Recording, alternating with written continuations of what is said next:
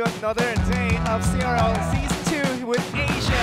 Still very much the exciting phase as we're still closing out the regional division here. My name is Joe Sophie, joining with me is going to be Nathan Vin, and we do say it is the last week of regionals before we move on to the conference division that will be held from weeks 3 through 8. So lots of excitement in the air. We're going to look at Korea after we saw SEA a little bit yesterday, and after our week 1 signings of these Korean teams so far, what do you expect from them to this week? Yeah, I mean, I expect DragonX to continue to be strong. They've done really well without having Expo Master in their 1v1 games. He's playing the 2v2s to start out with. They're saving him for the King of the Hill, so I expect them to continue to do well.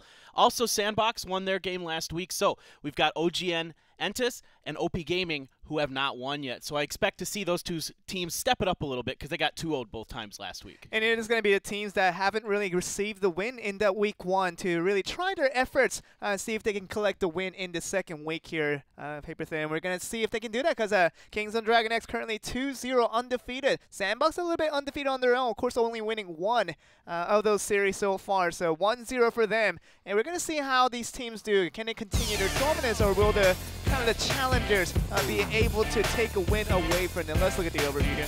Yeah, I'm really excited about this. There's a long regular season. Started last week, August 24th, and it will go until October 28th. That's a Sunday. So every Friday, Saturday, and Sunday, 7 p.m. Korea Standard Time. Join us for some Clash Royale Asia. Exciting stuff. Every weekend is Clash Royale weekend, and that's the best way to start off every Friday. And we're looking at, of course, the regions that we've been looking at the entire month that we've been here since Season 1, talking about Korea, Japan, and Southeast Asia. Of course, Japan was the strongest region in Season 1, clearly, but now we look to see if any of these teams have made some clear improvements to see if they can challenge the Japanese powerhouses out there. But, of course, the league structure is a little bit different this season around. Just talking about the set 1 starting off with 2v2, and set 2 is going to be that 1v1. Of course, set 3 teams all together, kind of taking away from the idea we had from that playoffs in the previous season. That is going to be the King of the Hill.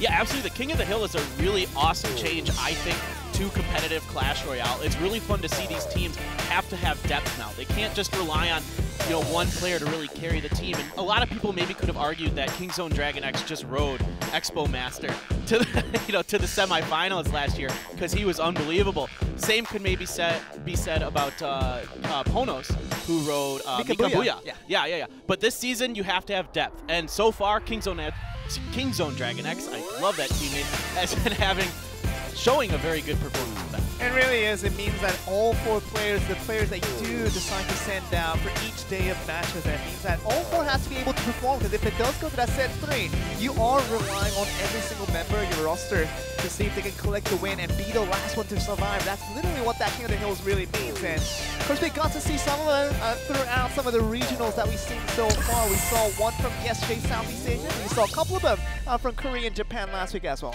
Yeah, definitely. It was a really interesting one. We only had one with Japan last week, but it was exciting. And it really shows that you have to have depth in the 1v1 position. 2v2, it seems like these teams are very comfortable trading players in and out as they go, but 1v1 seems to be where it's harder to find a consistent, really strong player. Really, we've only seen a couple kind of dominate here in Clash Royale Asia. And we got a glimpse at the prize pool, 40,000 for that first place, but looking at the standings here, Korea, we're seeing the clear favorites right now. Kingston and Sandbox, the ones with all the wins and no losses. OGN ENTUS and OP Gaming could not tell that same story as they're standing at 0-1 and 0-2 respectively. So what do you expect from them, Paper Thin? Because we're looking into this week 2, going up against the losers of last week and the winners of last week. That will be the 2 matches that we'll have today. Yeah, definitely. You're really looking for OGN ENTUS to step up this week because they got blanked against Kingston DragonX. They lost 2-0. They didn't win a single game. They just got absolutely dominated by Kingston DragonX. And that was with Big Daddy playing 1v1, who had never really played much 1v1 in competitive Clash Royale. So they got to step it up. OP Gaming, they did okay last week, but they did a little better against Sandbox. They at least took a couple games off Sandbox, and there were close games, but they need to step it up as well, because right now, especially Kingston DragonX is looking really strong. And what matters in the end is, do you collect that W or not? That's the biggest thing. But we're going to have a look at the VCR of the players, have an interview to see what they had to think coming to this week. 새로 2 선수가 들어왔잖아요. 그 선수도 조금은 주의해야 될 것 같고 기대하고 있는 부분이 이제 새로 영입된 선수들이 이제 1대1에 나와서 붙게 되면 되게 재밌을 것 같다는 생각이 들어요. 우리도 새로 영입했고 이제 OGN도 영입했으니까 어느 쪽 팀이 더 파워가 센지 겨뤄봤으면 좋겠네요.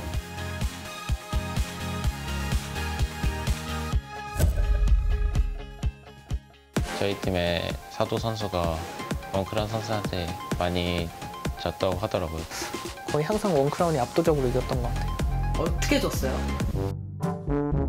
그러니까 덱폭은 저보다 넓다고 생각은 안 하는데 그 잘 쓴 덱에서의 플레이가 진짜 완전 능숙해요. 원크는 잘 못하죠. 근데 솔직히 썬더보다는 원크라운이 좀 더 잘한다고 생각을 해요. 자존심 상하네.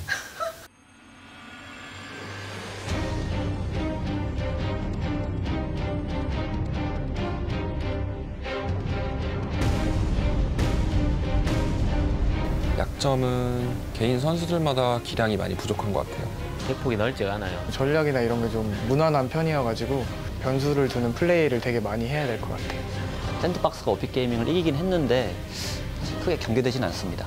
샌드박스보다 못한 건 하나도 없다고 생각합니다. 거기 팀 멤버 원크라운 하나 영입했다고 월드 챔피언십 가겠습니까? 저희가 이제 1등 먹겠습니다. 절대 질 수가 없을 것 같고요. 잘한 선수가 영입됐다 하더라도 저희가 아직까지 잘할 거라고 생각합니다.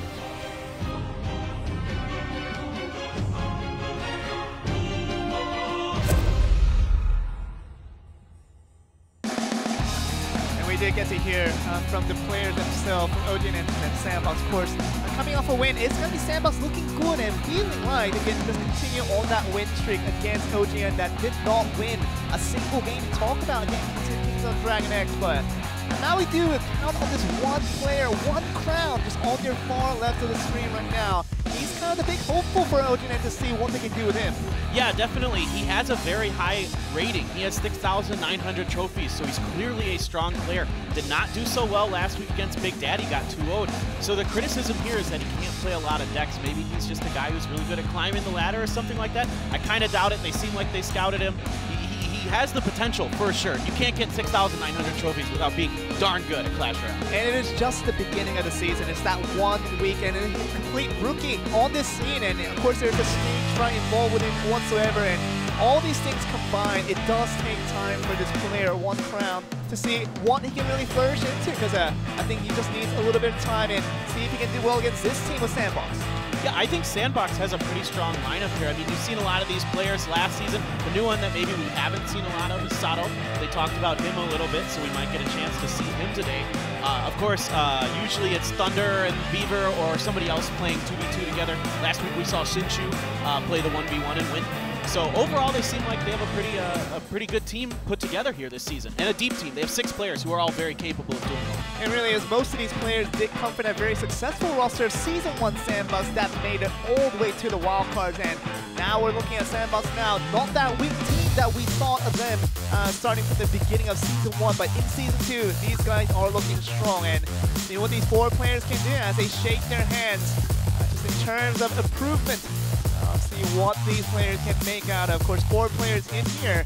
1 for 1v1, 2 for 2v2, and the last player in case we go to that King of the Hill. And that 4th player, Howl and Beaver, they're going to be watching from the sidelines just to see if they can coach them and trying to get some motivation to their teammates. Yeah, so both teams making a bit of a change here in their 2v2 sets. We have Shot and Smooky again in the 2v2 for OGN, but they have 1 crown doing the 2v2 this time, so really interesting. Want to see how that works out. And we have Connie replacing Beaver in the 2v2 this time. So like I was saying, these teams kind of been rotating around, you know, trying to find their combinations that they feel the most comfortable with, that work the best, especially with this new format with the King of the Hill. They're trying to feel out if they need to save players for the 1v1, hide strategies for that kind of situation. And just very fitting for earlier parts of the season where things are trying to be figured out, and Q-Milton Son is going to be for that 1v1. See the ban cards, Tornado and Miner for that 2v2, and Royal Hogs obviously very expected with the Miner ban once again in that 1v1, really prioritizing that ban for Sandbox. Yeah, they really don't want to have to deal with that Miner coming in and then the cards coming from the bridge, you know, behind it, kind of the Miner soaking up the damage for it. Of course, the Miner having so many hit points, and it's the only card that you can throw on the opponent's side of the board that isn't a spell. So it's kind of an interesting ban here. We haven't seen it banned much in 2v2. Usually we see things like Tornado, maybe Lava Hound if they don't want to play that sometimes Golem, things like that. But yeah, Miner being banned here, so they don't want to see much of a cycle kind of thing. We could very well see Royal Hogs. We've seen a lot of that.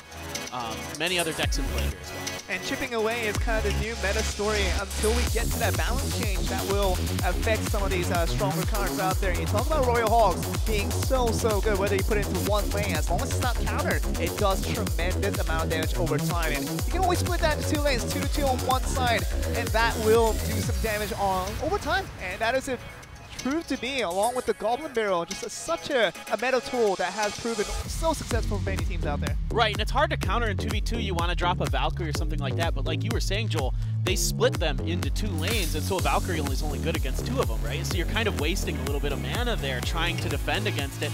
We've seen other strategies now in play where they use a bomb tower or a Tesla tower to defend against it. I feel like that's probably your best bet against the Hogs right now. And you see the arise of all these fireballs.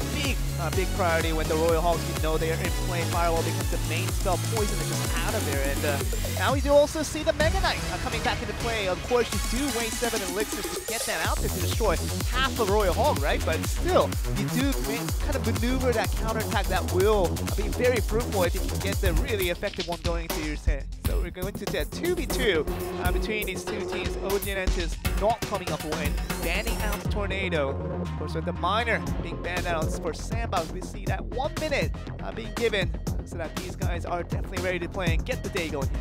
Yeah, definitely. We saw some Mega Knight in the last, in the early times here in Clash Royale Asia. I think the problem with Mega Knight is it's really good against the Hogs, but it's not so good because a lot of teams are playing Valkyrie, and you can kite the Mega Knight really well with the Valkyrie, and it has a good exchange there. Or if they're playing P.E.K.K.A., it does really poorly against that. But if they're playing like Golem Beatdown or something like that, it's a little stronger in that case. Really strong against some of the cycle decks that have a lot of the weaker units like Goblin, Goblin Gang, that kind of thing, because it does, area damage around it in a cone in front of it. So it's strong against those. It's kind of almost like a little bit of a gamble when you pick it. And something we've seen a little bit lacking in terms of what we see in the current meta of our casual games compared to these competitive scenes is something like the Wizard. It's a very weak card in terms of HP, but it does insane amount of AoE damage over time, and that can be very fruitful, but maybe that kind of the lack of HP is what the teams are kind of scaring away from using that card just a little bit. Yeah, definitely. We haven't seen a lot of Wizard in competitive Clash, and it's not like you were talking about the ladder, because you get that Wizard up to level 11. It's so strong, and it has a decent amount of hit points, and that AoE damage is just so brutal. I mean, it just destroys minions, bats, Royal Hogs. Royal Hogs especially is a very good counter to that as well. But it's a lot harder to make work in competitive Clash because the Fireball does so much damage to it. You see the Fireball be so prevalent in competitive Clash Royale. And we see these beatdown decks still very prevalent here, but we'll see this 2v2 brings any type of creativity. Of course, we saw a little bit from week 1 that these teams are definitely ready to play. They have trained and prepared and made the right dues just to get ready for this Season 2. And we're going to get started very soon here, guys. 2v2 with Sandbox and OGN ENTUS. Of course, Sandbox coming off a win of last weekend. OGN having to fail on their collecting their win themselves and see if they can collect one this week. It's definitely going to be their objective. Maybe then what are you watching out for these two teams? I'm watching to see if any team is willing to continue to try to play the Royal Hogs like more than one time, because we saw last week that with the Korean teams, they all almost played the Royal Hogs exclusively until the very last match of the day. That's when teams started to change it up just a little bit, because it seemed like it was kind of getting figured out. The matches were very close because of it, because they were all running basically the same kind of deck. So all it would take is just a little difference between their decks to get the win. We saw Kingzone DragonX use the bomb tower. That ended up being really effective for them. Okay, so we are experiencing a device issue is what we're hearing. So it might be with the OGN ENTUS teams. You're seeing one crown on your screen, but it might be Shane and Smokey that you see on the screen right now. He might be the one having a little bit of trouble here, and of course the staff is trying to figure things out. So hopefully we can get the game very soon here, but just more time for us to talk about some stuff. And we got to see a reveal of the patch that's going to be coming up very soon here within it. The Goblin Giant is coming up very soon within a week. I'm excited. I really like the concept of the card. It's kind of like a little bit different Rascals, right? The Rascals had that, the big guy in front and the 2 girls behind it. This is going to be a goblin, a big goblin in front with 2 spear goblins behind it. is what it seems like. Yeah, but I think it's going to be... I watched this from Clash with Ash just a little bit earlier, and his kind of prediction on this is that the Spirit Goblins will be on the Giant Goblin. They'll be on it. So that makes sense. So it won't be destroyed by a log or anything like an arrow, so you're going to have to destroy the Goblin Giant first. Yeah. Then he's assuming that the Spirit Goblins will hop out of there, and then but what the biggest thing is we'll see if the Spirit Goblins can do a lot of damage while the Goblin Giant is trying to rush into the tower. So it's a lot of curiosities out there for what that card will be. Of course, we only have about a week before that card will finally be revealed. So also exciting times in terms of what we can expect from this new card. Of course, the balance changes to really target the stronger cards out there. You talk about Valkyrie being kind of being nerfed out, and you talk about Royal Hogs being nerfed out quite well as well. So yep, Zappy's getting a bit of a nerf, Witch getting a bit of a nerf as well. But guys, the game, it's looking ready. Our technical issues are over. This is our first game of Week 2, Day 1 here at Clash Royale League Asia. Let's get going.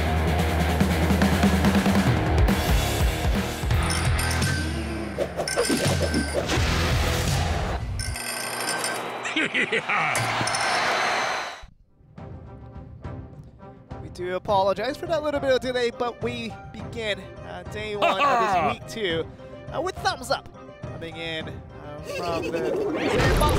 All the girls start off on, and that's an awkward position if you are OGN ENTUS.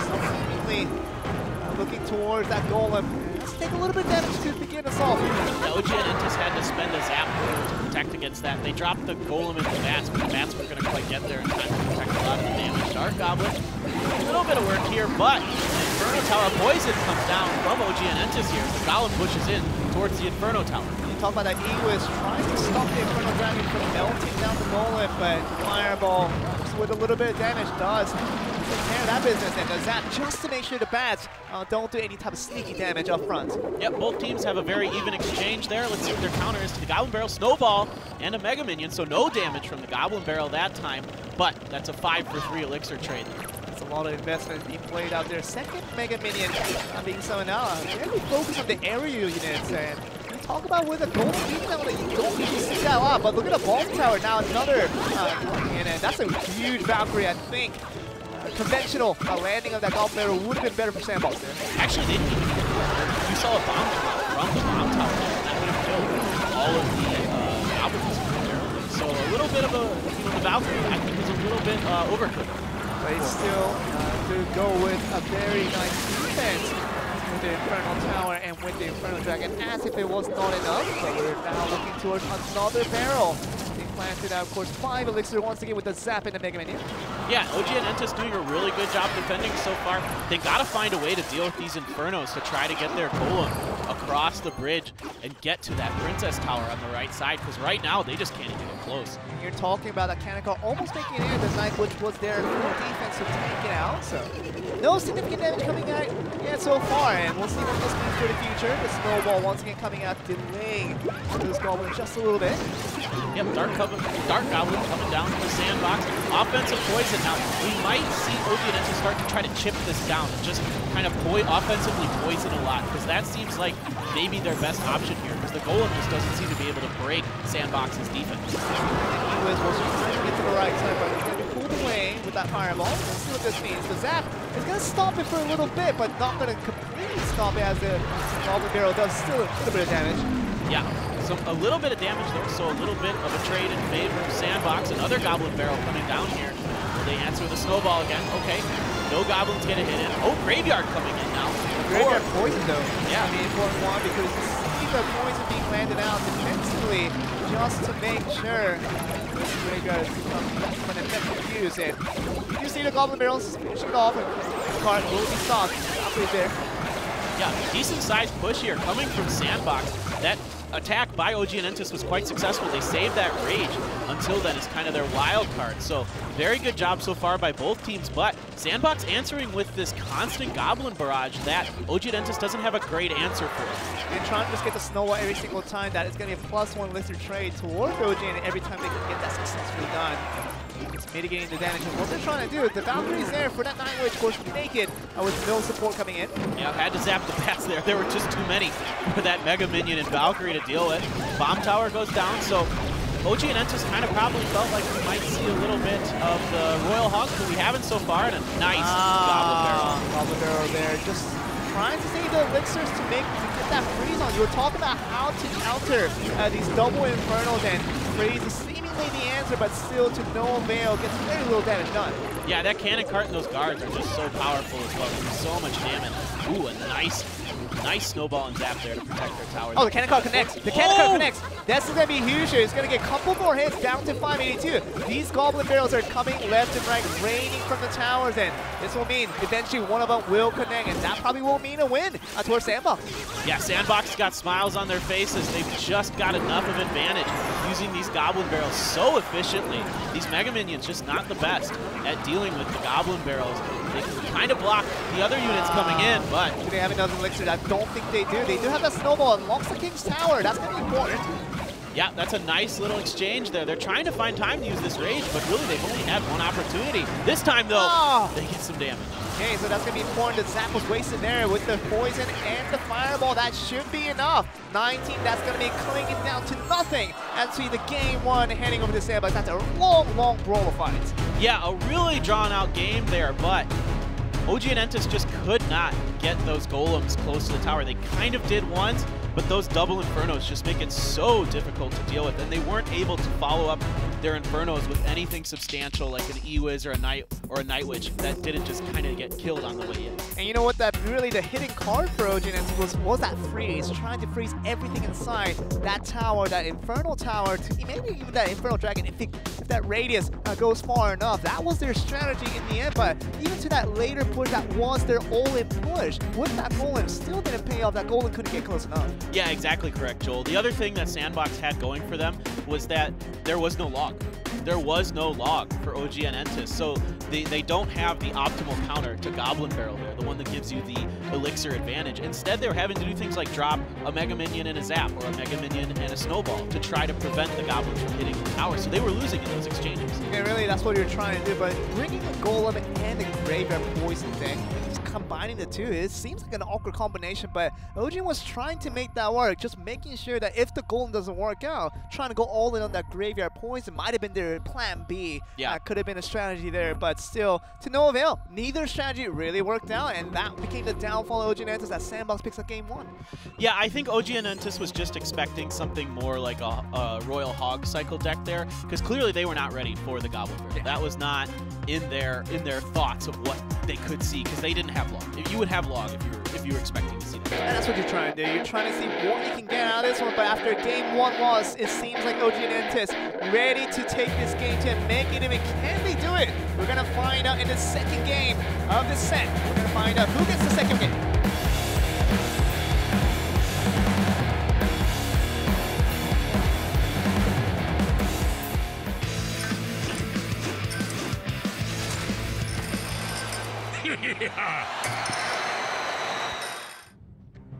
And we're here with OGN ENTUS failing to collect that game one victory. It was a close bout, but never really close enough in terms of trying to get that golem inside of that tower. Yeah, they had one good push where they saved the rage for when they used the graveyard, and they had a golem that was relatively close. Oh! All in? They're just going all in right away. Bats to counter, and a Mega Minion. A nice zap there, though. Will it get through? No! That's perfect defense. That's a lot of elixir being invested on the right. So they're trying to sneak that balloon in. Right. They've got a golem going down the left side as well. So Night Witch coming down for OGN ENTUS and a Mega Minion to try to counter that. Looks like Bats coming down. There's the bomb tower again, being very favored by OGN ENTUS this game. Now we see an offensive poison being planted by OGN ENTUS. They're still going for this bomb tower, and now eventually going to go for this Night Witch that does explode with the golem in. It's just going to be the Golem Eyes trying to push in and not going to be too much damage to begin this off. Yeah, so we're going to see both teams try a variation on the Golem beatdown decks here. Looks like OGN ENTUS is going for more of a Golem balloon kind of thing, whereas Sandbox is going for the Golem Prince. Yeah, the more classic, the cannon card behind it. We're going to see what this means, though. Once again, an offensive poison for all these units, and does the knockback towards the Infernal Dragon in, but still going to get charged fully in. It's going to be good enough to destroy once again a heavy push coming in. The Prince is right there for defense as well. Yeah, the Prince here are going to get destroyed pretty quickly by these bats and Electro Wizard, though. So they're going to try the balloon again here on the left-hand side. Rage comes down as well. Will they be able to prevent it? A fireball, decent fireball. Oh, but the freeze coming in, but it's not coming good enough. And that fire, that 4 elixir being traded out, you thought that would at least landed a 1 drop onto that balloon, but still to no avail. Yeah, that freeze ended up being kind of wasted there for OGN ENTUS. It was a nice try to push. The bomb still did get to the Princess Tower, so they can hang their hats on that. But so far, pretty even exchange between both teams. And it's quite heavy investment when you do that 4 elixir to get that freeze. When you think that 4 elixir makes a difference when compared to not using it, then the freeze is effective. But whenever it makes no change just like that, that's 4 elixir just wasted. Exactly, exactly. And you can already see now a big push coming from Sandbox to try to punish the mistake that OGN ENTUS made. Nice defense again by OGN ENTUS. That bomb tower getting a lot of value, but the Inferno Dragon goes down to the Ewiz here. All they have is 2 Mega Minions to try to defend this. And the Golem Mice will do a little bit of damage. The explosion damage will get it down to 1527. The Dark Goblin will be doing the job, not even taking a single hit. That has to be tanked once again by a 4 elixir investment. And with the Night Witch. Yeah, Night Witch following up the Golem here. Some bats and an Inferno. Oh, a bomb tower of their own here from Sandbox now. Great defense here. And with offensive poison, yeah. Or defensive poison, excuse me. There's going to be defensive poison, just getting rid of the bats that will be summoned after that Night Witch does explode in. Cannon Card is still coming in with that Princess. A very heavy push from Sandbox with that lull. Is going to be pushing a little bit back, but can the Cannon Card connect? It's just might, but the freeze is there in time. Is that going to be in range? I don't think so, but the Golem is still going on. The explosion damage will be huge. Yeah, this is really nice for Sandbox. That Golem doing so much damage. The explosion coming in as well, down to 586 left. A counter push here from OGN ENTUS. Oh, this is all in, and this is trying to just go through all of this, and once again, the snowball, beautiful there, just to get everything away. It might just get one drop though. One drop doesn't come through, and that is a disaster if you are OGN ENTUS, and looking at a 586 tower, it's not what you want to be looking at. Double poison. Double poison. And the fireball finish this up, I believe. Just adding insult to injury is literally what this is doing. It's going to be the fireball to finish it off, and lots of spells available for Sandbox, and a clean 2-0 in the end. Yeah, great game from them. Really, you didn't see much of a change from OGN ENTUS in that second game. They more or less played the same deck. They used a balloon instead to try to make that push a little stronger, still relying on that rage. But the big problem they had was they missed that freeze. That freeze was really brutal to miss. And really is, when you use that freeze and it makes no difference, that's 4 elixir that you have to catch up for the rest of the game. And really the snowball was going to be rolled and rolled by Sandbox, the more and more so. Talk about that first play, putting the Golem onto the left side. OGN wants to just counter back with Valkyrie. We talk about the balloon right on the rush on the bridge and trying to get that rage on just to make sure you can get at least 1 drop. But no drop coming through, and that was the first sign of elixir loss for OGN ENTUS, and just a snowball being taken so and so more for the side of Sandbox, and they knew how to take the advantage. Yeah, you're absolutely correct. And a nice job by Sandbox to use their fireballs and snowballs defensively to push that balloon back. I really like their use of that mechanic. It really kept them from even getting 1 hit from the balloon on their Princess Tower. So here we're seeing the replay. This is game 1. OGN ENTUS tried to get through here with some old beatdown, like they tried in both games, but in the end, Sandbox's Goblin Barrels were just too much. The eventual story was that Infernal Tower and the Infernal Dragon could not be passed by from OGN, and you talk about that freeze being used multiple times, but not really to any effect. That freeze was literally just to stop the cannon card. Yeah, if you have to use freeze defensively, things are going bad. Yeah. You really do not ever want to use that card defensively. It is meant to be a purely offensive card, just like Rage. So it's really, you know, you can use it and it can work, and it can win you games sometimes, but you don't want to be put in that situation. You just know that it's the last resort. If you are playing that defensively, you have nothing else to defend. Anything that's coming in. Cannon card, obviously, you were talking about the Golem that's already in front of the cannon card. And all this thing comes through. Just an easy win. Game 2 looked a lot easier for Sandbox compared to Game 1. Maybe that will just carry on into this 1v1 that's coming up. Yeah, Sandbox looking really strong, continuing their push from the end of Season 1. They were so good at the end. They got themselves into playoffs. They lost in the playoffs. But here again, they're looking strong in Season 2. I really like what I'm seeing from them so far. But today, For OGN ENTUS in the 1v1, it's Q Mills, who I believe he has a win rate of 71.4%. That's pretty good. Yeah, in a set, but last week he did lose out 2 times, that 2v2 alone. So, all of his used cards that has been very prevalent for him has been very much kind of useless in terms of how effective it really became in the end. But he has to go up against this player right here, Sato, in this 1v1, seeing what we can get. Sato, a brand new player for Sandbox. Yeah, he dreams of becoming the Royal Roader, don't we all, Joel? Don't we all? But I'm curious to see what he likes to bring here. He likes the Goblin Barrel, as do a lot of these newer players. They seem to really favor that card. It can provide you very positive trades with damage and elixir and that kind of thing. Obviously weak to the log, but outside of the log, it's hard to get an even elixir trade with the Goblin Barrel if you're smart with it. And the 1v1 really just takes us back to our roots, kind of being used to playing that on our own casual games. And you do see a lot of Goblin Barrel deck, very famously used by, obviously, Surgical Goblin with his Goblin Barrel, with this Princess, all these log baits that are coming through. Just really, really strong and really, really magnificently done when done correctly. So, this new player, Sato, what can we expect from him? See what he can do in its first game of CR Asia. Yeah, so 1 minute for the teams to prepare. We've got our bands again. They are the Royal Hogs for OGN ENTUS and the Miner for Sandbox. Sandbox really does not like the Miner today. They've just decided we don't want to deal with that card. Another card that often gets positive elixir value. And you're really thinking about whether to use the Miner or whether to use the Goblin Barrel. It's usually one or the other. Never really both, even in a 2v2 composition, but more so in 1v1. So if you're not going to use the Miner, you would probably expect that Sato might just go into Goblin Barrel like his teammates did over in that 2v2 and bring a lot more success here. Yeah, I could definitely see that being a possibility for him. If clearly it worked well against, the other members of OGN ENTUS Ace. So here we might see them try it again. I'm really curious to see what this new player has for us. I mean, he's very new. He's very young. I think he's 17 or 18 in Korean age. So looks his teammates are helping him out here. The Royal Hogs, of course, being banned just because like you were saying earlier, it's just so easy to split them. They're pretty strong right now. They are going to get a nerf in the next patch. Not a significant one. Their attack speed is just going to be reduced just a little bit. Still going to be very viable. I would think I'm going to still use the Royal Hogs even after that balance patch. And I know lots of people are still going to be very keen on keeping that 5 elixir for piggies down the left lane. And it's always a good thing when you have a deck that it works out and the balance patch is not going to completely destroy it. So hopefully things will be ready very soon. Speaking of being ready, we're going to get going with this 1v1 match between OGN ENTUS and Sandbox. Q Mills trying to do the redemption against Sato. See if he can do it in this first game.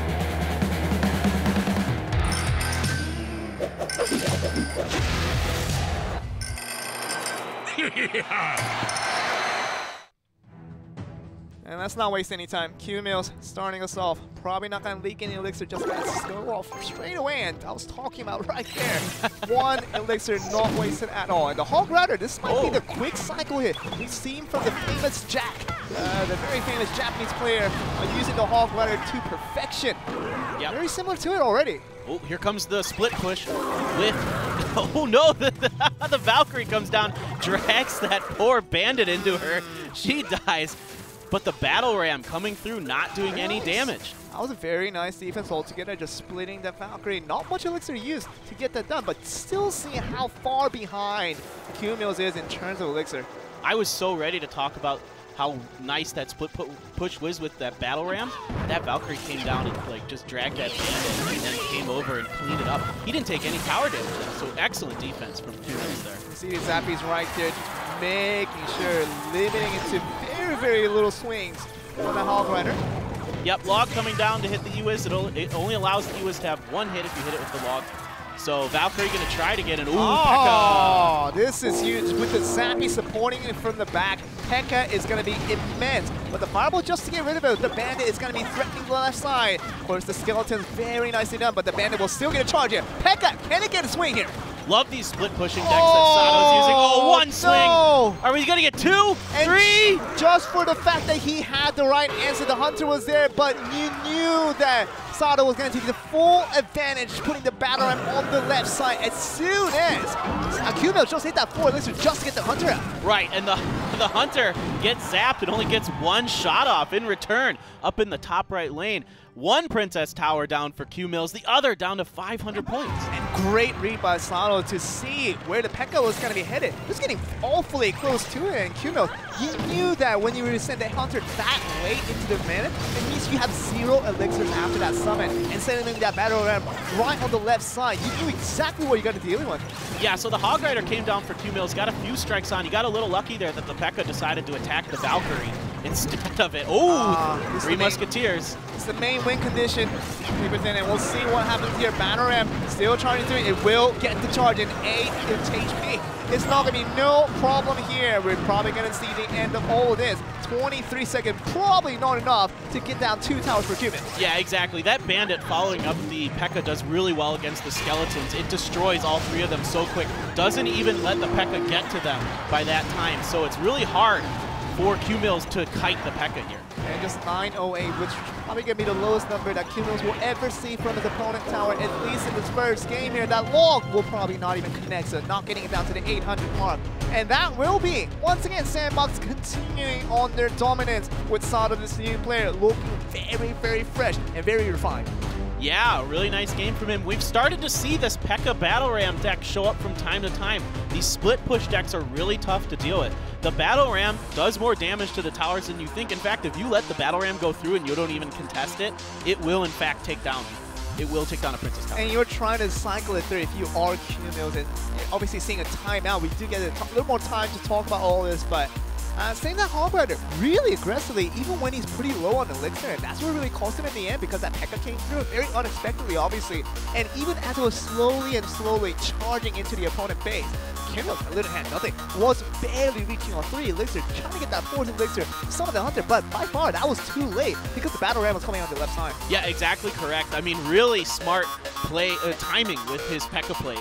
He got it into that right-hand lane, like you said, when he had no Elixir available to play that Hunter. The only counter he had really to the P.E.K.K.A. I mean, Valkyrie kind of is a counter, but it's not nearly as strong as Hunter would be, for example. And the other thing he started to do at the end that I thought was really smart from Sato was he started saving the P.E.K.K.A. to counter the Hog Rider, because P.E.K.K.A. basically hits it once, then a couple shots from the Princess Tower and the Hog Rider. And literally, when you get the P.E.K.K.A. to get so much swing, I think he got about 3 or 4 swings on that right tower, even with the Hunter being summoned out, and you do that Battle Ram to destroy that left tower altogether in that one strike, all you have to do is defend. Yeah, exactly correct. Yeah, and that really, really smart stuff by Sato. I'm really enjoying watching that deck be played, the Battle Ram stuff. I think that's a really interesting card that really is starting to come into fashion here in competitive Clash Royale in recent times. Yeah, we've seen it in the past, of course, but now players are really starting to like be more aggressive with it. We're seeing it a lot more often, and you know, I've already seen it I think 3 or 4 times so far here. And it's the Hog Rider cycle deck trying to keep your opponents at bay, trying to out-cycle your opponents really onto both sides to make sure that pressure is always on, but really, the pressure was never really took on to Sato, as he looked very, very composed through all of that and just did the right thing because he knew he was always ahead on Elixir and just made the best utility out of it. Right, if you can cover the P.E.K.K.A. properly, it is really tough to cycle against it because it has so many hit points, it hits so hard, and unless you have something like, you know, the Skeleton Army or something like that, then the P.E.K.K.A. will, even if it's like, you know, the 3 Goblins or something like that, the P.E.K.K.A. still is doing really well against it. Well, the Skeleton Army in competitive never really is a thing, so right. Yeah, we do see Q-Mills struggling for a little bit. He does need that extra minute to calm himself down because he needs to be ready for this game too, otherwise his team's going to be eliminated once again. Right, exactly. This could be really bad for OGN ENTUS, but guys, we're getting in to possibly the deciding match of Sandbox versus OGN ENTUS. Let's do this.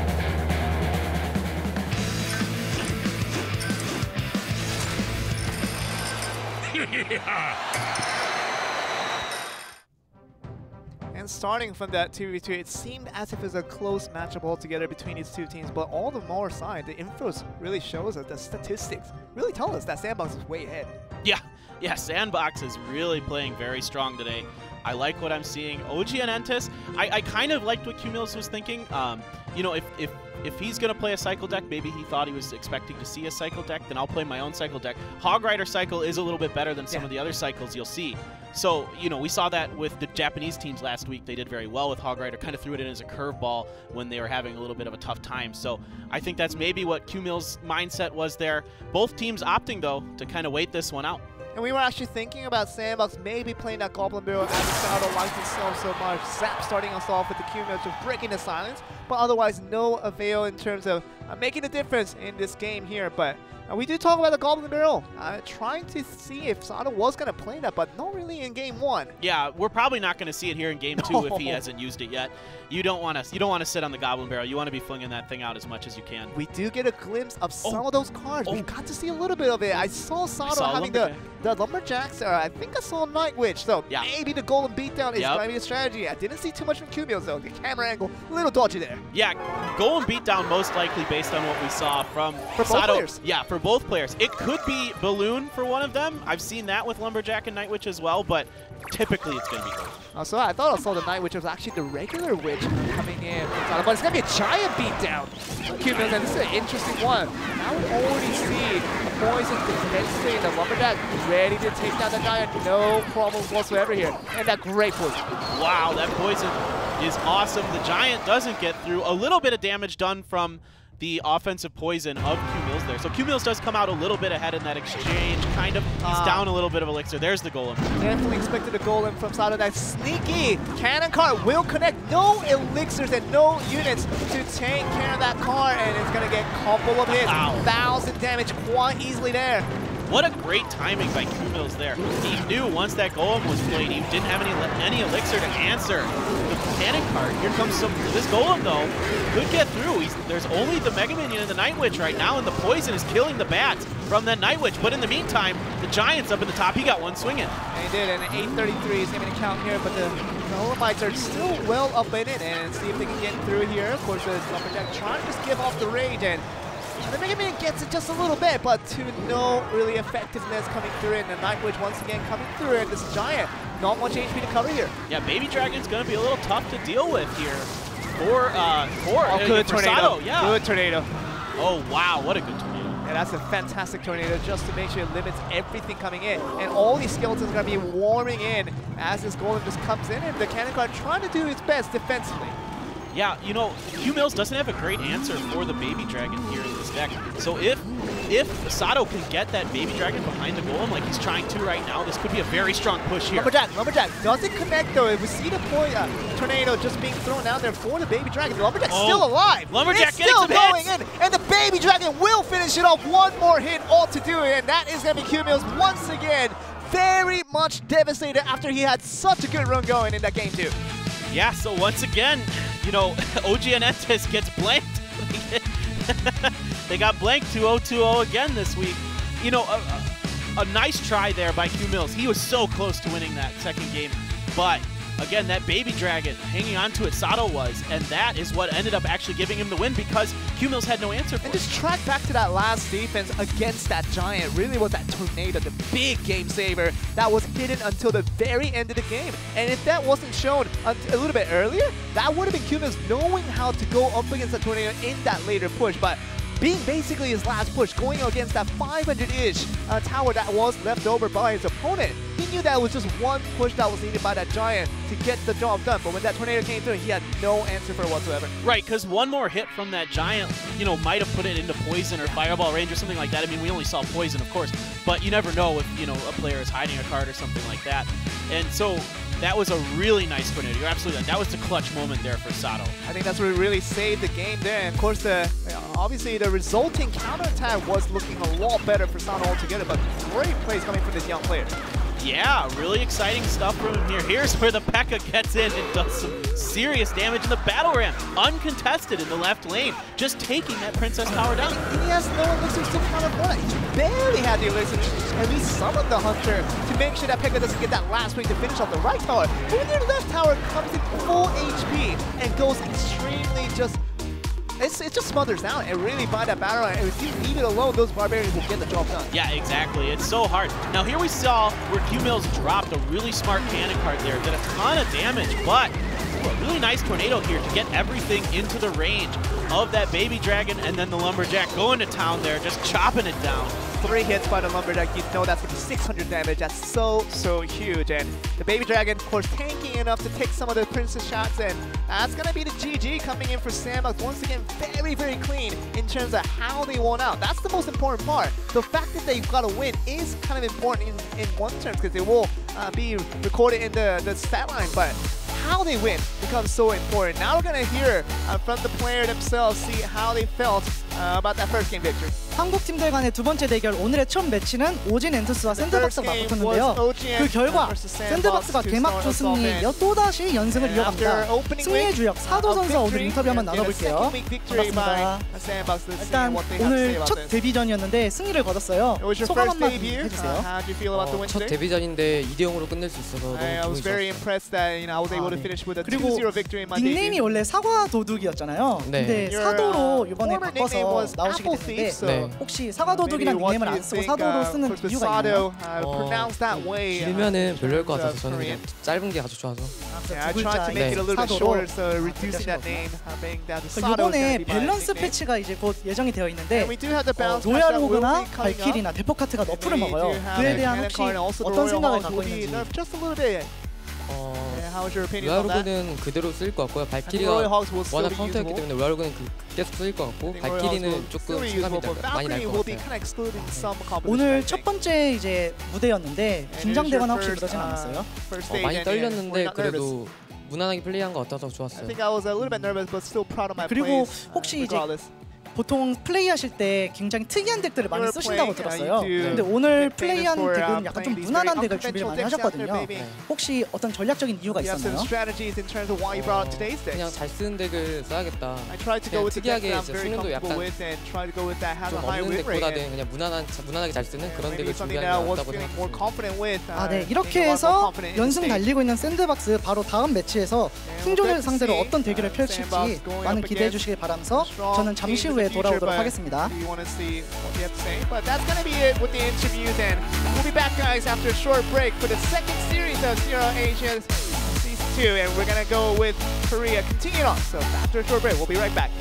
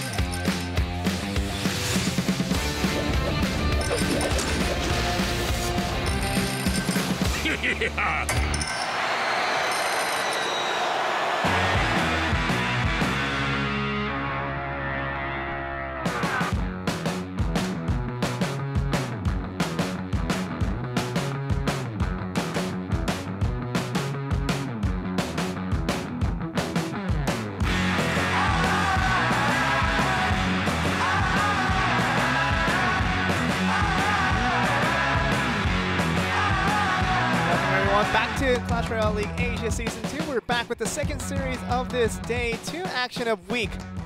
That's a very lot of twos out there, but you know, we're coming back. The second series will be underlined, talking about Sandbox. That's coming hot off their heels. Now they do have the same record book in comparison to their opponents they're going to be facing against Kings and DragonX. Both teams having 2 wins and no losses so far. Sandbox looking very clean against OGN ENTUS the last time around.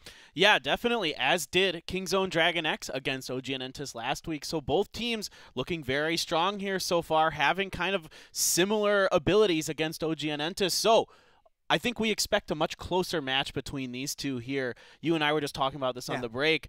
We would not be surprised at all if this goes to the King of the Hill. It ought to be a long one because as comparison in terms of what we know about both teams know how to cream down OGN ENTUS from scratch. And another thing is that, you know, they do have clean wins. It's not about the wins that they get. It's about how they collect the wins and really complete dominance shown against every other team they've faced so far. Yeah, and they can play a lot of different types of decks. We're going to look at the once again a VCR towards Kings and DragonX Sandbox. 좀 저희가 지난번에 못 땄기 때문에 좀 아쉬움을 좀 풀고 싶어요. 이번에는 시즌 초부터 좀 집중해서 우승할 수 있도록. 되게 운이 좋은 팀이에요. 실력이 모자란 것도 아닌데 그렇다고 저번 시즌 1 때의 성적을 낸 거는 저는 운도 실력이라고 믿거든요. 대회에서 만약에 저희가 이기면 그냥 우리가 잘할 수 있는 거예요. 이제 보강된 팀원이 2명이 있기 때문에 다양한 메타를 저희끼리 연구해 볼 수 있고요. 다양한 방법으로 이제 엔트리를 짤 수 있을 것 같아서. 샌드박스를 딱 선택하게 된 계기가 있어요? 샌드박스 팀이 제일 잘한다고 생각했어요. 제가 존경하는 선수들이 샌드박스도 있고 비버 형이 되게 잘하더라고요. 조금 느낌이 있었는데 제가 또 그래도 되게 괜찮은 것 같아요. 좋아하는 선수가 있었다고. 팬이요? 저 대극장 형 팬. 대극장 형 팬. 제가 그 뭐지 크라운컵 코리아였나 아시아를 그 직관을 많이 갔었는데 거기서 결승에서 대극장 선수가 승리하는 거 보고 그때 딱 반하게 됐던 것 같아요. 스크림 할 때 저희 연습실 와가지고 있거든요. 그때 같이 밥 먹고 싶다고 연락이 왔더라고요. 솔직히 대극장 형이랑 같이 밥도 먹고 싶기도 했고 그래가지고 주선을 제가 하게 됐습니다. 대극장 형 기다려줘.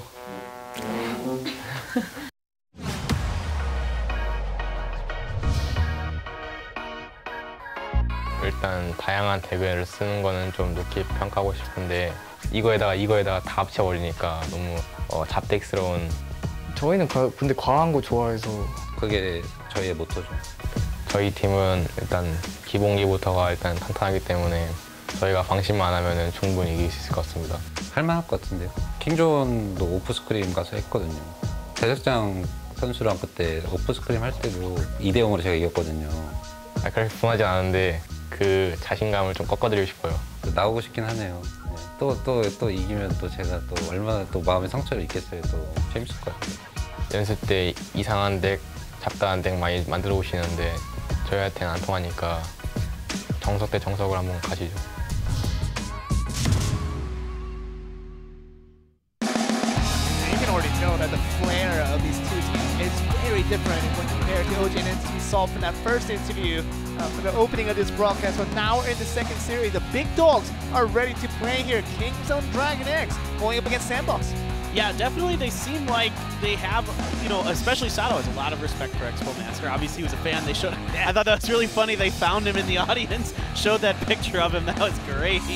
But, you know, and even took him out to dinner and stuff. But here's the lineup for KingZone DragonX. And it's going to be the man, the most feared out there. Expo Master is going to be that Probably in that 2v2 role or that 1v1 role. We're still not sure quite yet. Hope he's not the fourth player waiting for that King of the Hills. We want him to play and see where he lands up. But it's going to be supplied once again by Ho. Obviously, July and Big Daddy's are going to be there as well. So this team really looking to take down Sandbox with their conventional plays. Yeah, absolutely. I mean, again, I expect to see Expo Master not in the 1v1 role again. We don't know for sure exactly where he's going to go. We're about to find out. But I like what King's Own DragonX is doing. They're testing out different players in the 1v1 role, forcing them to kind of get better at it, because now there is that King of the Hill situation where you can run into the fact that you will be forced to play them. And we do look at a roster that is 1.5 times bigger than Kings of DragonX. That is going to be Sandbox with 6 players: Beaver, Ito, Connie, Sato, Shinshu, and Thunder. We only got to see 4 of them in the first series. Maybe we'll see some change today, because it seems like all these players are definitely ready to play. So can we go into this really expecting that Kings of DragonX will pull up a fight, or Sandbox might be the ones to really put them down, because they look so clean like in the last win they had against OGN ENTUS? Yeah, I thought it was really interesting that the members of King's Own DragonX kind of said that they think that Sandbox is almost too creative. They're too excessive, and Sandbox is like, yeah, we embrace that. Like, that's what we want to be. We want to be creative. You know, we kind of want to throw you curveballs, kind of make you think differently. Whereas, you know, Expo Master said, you know, he wants players who just kind of play basics. You're going to play the normal strategies, and you're just clean and effective at it. Okay, we're going to see who takes the 2v2. Oh, Expo Master, he's heading to the 2v2 booth. Okay, so he's going to be with Big Daddy, it seems like, as we can see from the camera. And yes, that's what we're going to exactly get. Magic Archer is going to be panned out. Whoa! That is not a band that I've expected, and coming with obviously Poison, more understandable of a band coming through, but oh man, this is going to be Expo Master coming back into the lineup on the 2v2 role, and going to be hopping up with Big Daddy to see what he can do against Beaver and Sato. Yeah, definitely. Really interesting. We did see some teams last week use the Magic Archer as almost this like chip kind of thing, where they'd play it at certain points on the other side of the bridge, put something big in front of it, and angle it so that hopefully the Magic Archer would be hitting the Princess Tower and doing some chip damage. And plus, it's a great defensive tool. You talk about just putting in the middle, just a little bit in front of the King's Tower, and it's never going to be rivaled away unless you use a Fireball to get it away. It's going to do a tremendous amount of continuous damage over time, and defensively, it can prove as such a big tool. Yeah, definitely. So really interesting stuff here. I think this is the first time I can remember in a long time I've seen Magic Archer banned. So really exciting. Of course, Tornado be in play. Interestingly enough, Sato's going to be joining Beaver this time for Sandbox. So did very, very well in the 1v1 we just saw. Can he continue that with Beaver? Do they have a synergy going there? I'm excited to see. Expo Master's favorite fanboy is going to be Sato, and he's going to be playing against his former role model, and not going to be a role model any longer. It's going to be his opponent, see what they can do. But July and Shinshu, we have to mention them. It's going to be that 1v1 role, banning out the Royal Hogs, understandably, and that Fireball, cheeky ban right there. And we thought that Fireball would be the ultimate counter towards the Royal Hogs, so maybe we were maybe looking towards Shinshu wanting to play the Royal Hogs really badly, but it's going to be banned on the other side. Yeah, definitely. That's an interesting situation there. There's a lot of other reasons you might want to ban Fireball. He might be trying to run something with Wizard in it, or, you know, that kind of thing. He's going to run a very, like, you know, single target card heavy deck, or he might be trying to sneak in like a minor minion horde kind of thing as well. Minor poison there as well. I think that really comes into play when you talk about Fireball bans. Usually just means that other big spell usually becomes poison, and poison is kind of a lesser priority in terms of the current meta, because Fireball has so many good usages. And talk about that buff that came through, the indirect buff going towards docking back towards the balloon and knocking towards back towards the Infernal Dragon. There's so many more uses for the Fireball now. It adds more value for that 4 elixir. That poison becomes relatively less useful in terms of that rest respect, but you know, when you ban the Fireball, you literally have poison as that next big priority spell, and for that 4 elixir, you do get a long trade. So teaming up with the Graveyard, teaming up with the Miner, you know how that works out, and that's going to be a big tool. Hopefully, we can get to that later in that 1v1 stage. Yeah, definitely. We've got a 2v2 coming up here. We got really excited about these bans. They're really interesting here. We haven't seen much like this. Taking a look at Sato and Beaver here. Again, Sato, his favorite card is supposedly the Goblin Barrel. We didn't even see it in the 1v1. Maybe we'll see them try it again. They did it to success in the first match today. It wasn't him.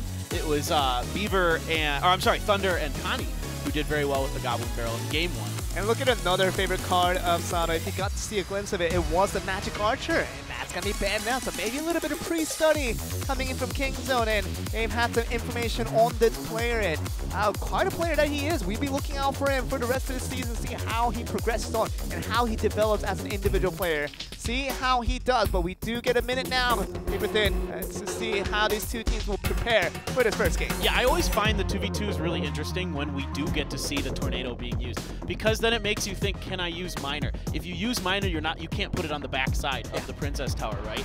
Can I use Goblin Barrel? Because you can drag the goblins into, you know, it's hard to. Can I use Hog Rider? No. Can I? There's a bunch of units that you can just drag into the King Tower, and in fact, we saw one time where they dragged a balloon last week into the King Tower and activated it that way.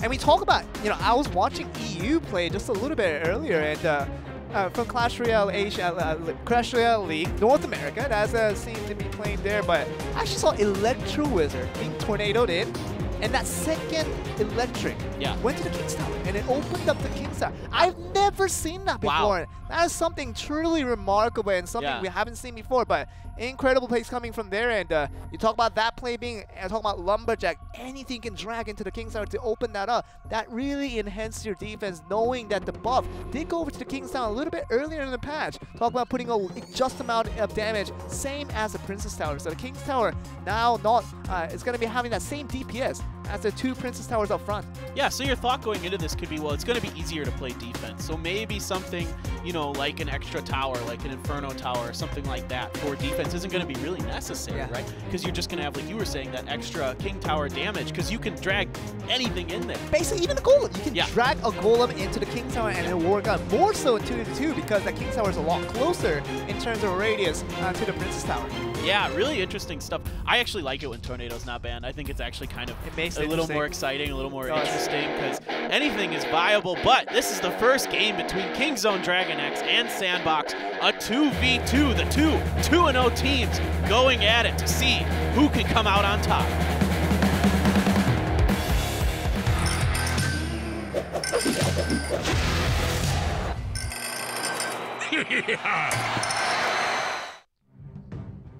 And we all here, Expo Master and Big Daddy coming in for Kingzone DragonX. Gonna be going up against Beaver and Sato for Sandbox. See an impressive showing by Sato the first time around. We're gonna start off a pretty showing with minor summons here, and I see the defense is there for both sides. Yeah, the Princess being used to long range down the other miner. The E-Wiz doing a little bit better job protecting Kingzone's tower there on the left-hand side. Okay, Baby Dragon coming in, but the Mega Minion to counter it. A log for some reason. It's a cycle out, sure. Cycle out, yeah, you're right. It was just cycle. Get the Goblin Barrel in play. We're not going to see it onto that side. Of course, that Tornado being available. Oh, that's a great log just to get rid of the Rascal Girls and the Princess from back. Yeah, one hit, two. I think he got that second swing. Here we go. Royal Giant. We saw this a couple times last week. This is really powerful in a mortar. A mortar? It's going to be a mortar, but it's going to be the Royal Giant. That's more surprising for me. And we're going to see the P.E.K.K.A. taking care of this Royal Giant. No problem whatsoever. It's going to get just 3 shots off, and that's basically a loss of 6 elixir. You're not getting much off of that. Yeah, the Tombstone is a nice counter to the P.E.K.K.A. and the Giant Skeleton is very good as well. Look at the Princess. Very powerful here. The Princess getting some value in it. Giant Skeleton just taking care of all that, and the log once again there doesn't get the Princess still alive, doing a lot of chip damage from front. And we're gonna see more and more here. The Lumberjack, can they protect the Princess here? This is gonna be the important one. It's gonna be, it's barely gonna be. Oh, this might survive. There was some great placement in those skeletons in that last Goblin Barrel that came down from Sandbox. It prevented, along with the Lumberjack, any damage from that Goblin Barrel. So really nice placement there. Really good job guessing what was going on. They're going to have to play the corners here, right? Because they're both kind of thinking, you know, Tornado's available. Right now, we only see Sandbox with the Tornado available. Now we do see the canopy playing out with Royal Giant from the back, and see how far can this travel across. They do have the P.E.K.K.A. ready, robbing and summoning on the left side, but just gonna rocket it to make the defensive a little bit stronger here. Yeah, okay, this is really smart. Putting the Giant Skeleton in front of the Royal Giant to soak up the damage from that P.E.K.K.A. and do a lot more damage to it. The Goblin Barrel coming down here for Sandbox, get logged immediately. Very nice log. Inferno Tower coming down kind of unnecessarily there for Sandbox. Just trying to maybe cycle out, but you do say that miner was gonna be eventually consequential in terms of being dragged back to the tower here. And you see the Inferno Tower getting it targeted by the Royal Giant. That's one way to use it. Yeah, really nice placement there of the Royal Giant. The Royal Giant does outrange the Inferno Tower by 1 square. So if you can get it there, all right, this is going to be really interesting. Electro Wizard does a good job preventing damage from P.E.K.K.A. to the Royal Giant, but it really only gets 1 shot in. It really is, and the P.E.K.K.A. is still ready to take down this Giant Skeleton, this Goblin Barrel. Do they have anything for it? It's getting a lot of damage done. Whoa, a lot of damage coming in there. They had to use a lot of spells, a log and a snowball there. The Princess, in the meantime, just kind of raining down on top of the right-hand turret. The Dark Goblin is there, but it's going to be blocked away. But we still see the Valkyrie going for this miner. No problem there. We see basically more from Sandbox in terms of damage. 762. A little bit earlier from that Goblin Barrel was a bit of a huge effort. Yeah, it's interesting that Sandbox brought the P.E.K.K.A. here. That actually is such a hard counter to the Royal Giant. It makes it so difficult here. Great Inferno Tower, and this is going to be huge here, but the Electro Wizard still slowing it down just a little bit. The Lightning! Wow. Trying to go for all in, but still gets very little off of it. The P.E.K.K.A.'s still alive. Right, Miner coming in, doing some damage to the Dark Goblin, only getting 1 swing in on the tower, though, so not too bad. Cannon cart. It has to be stopped. Cannon cart is not stopped. This is a trouble, and this is the one that we've been looking at. And the tornado just to make sure it survives. And great plays. I thought that shot was going to surely go down. Yeah, that was really close, but now they got the rocket coming in. Perfect. They'll do it. Oh my goodness, Sandbox, you guys are masterclass of how to play against the cannon cart. That tornado was hidden until the very end. The only time that tornado was used a little bit earlier to drag that miner back into the King Tower, but otherwise, it was completely irrelevant. We thought that would have been the only use of it. Yeah, really judicious use of the tornado there. Really, really smart. And you know what's really interesting about that? Kingzone DragonX didn't even bring a tornado to that fight. So that's kind of interesting to me. Like, they just didn't think they need it. With the deck they were playing with the Royal Giant Giant Skeleton thing, it's not really that useful. You don't have a lot that you're gonna pull the tornado to it. But even in 2v2, even if you just do it once to activate that King Tower for defense, I feel like it's worth it. And even without that, basically, I thought Kingzone would have won that game. Yeah. Just with that cannon cart sneaking in, I thought that was surely a game over. But that tornado at the very end, Valkyrie to aggro it. Incredible plays coming from Sandbox once again. Impressive. Yeah, really awesome stuff. Having those 2 spells in their pocket ended up making the difference. It was a pretty even game overall, but the tornado and then the rocket at the end to finish the job really gave them the game there. And that's absolutely incredible. If you're a Kings, you're absolutely tilted by that one. And the game 1 loss of a loss that you probably wouldn't have taken if you knew that the tornado was going to drag the cannon cart away. Their probably hands were off the phone right at that point when the cannon cart are already connected. They know they got the win, but you feel pretty confident there because the cannon cart's going to do almost 1,000 damage if you let it go through. So that's, absolutely. I mean, I was like, okay, well, maybe we're done. I had forgotten about the tornado myself. Exactly. It's been completely invisible. It's just kind of incomprehensible for what we thought, but you know, we're done with game 1. We're going to go into game 2 to see Sandbox can continue on their dominance. Kingzone really needs to get a win to make this a little bit of a tie game. We're going to see if that happens. Kingzone and Sandbox, game 2 underway.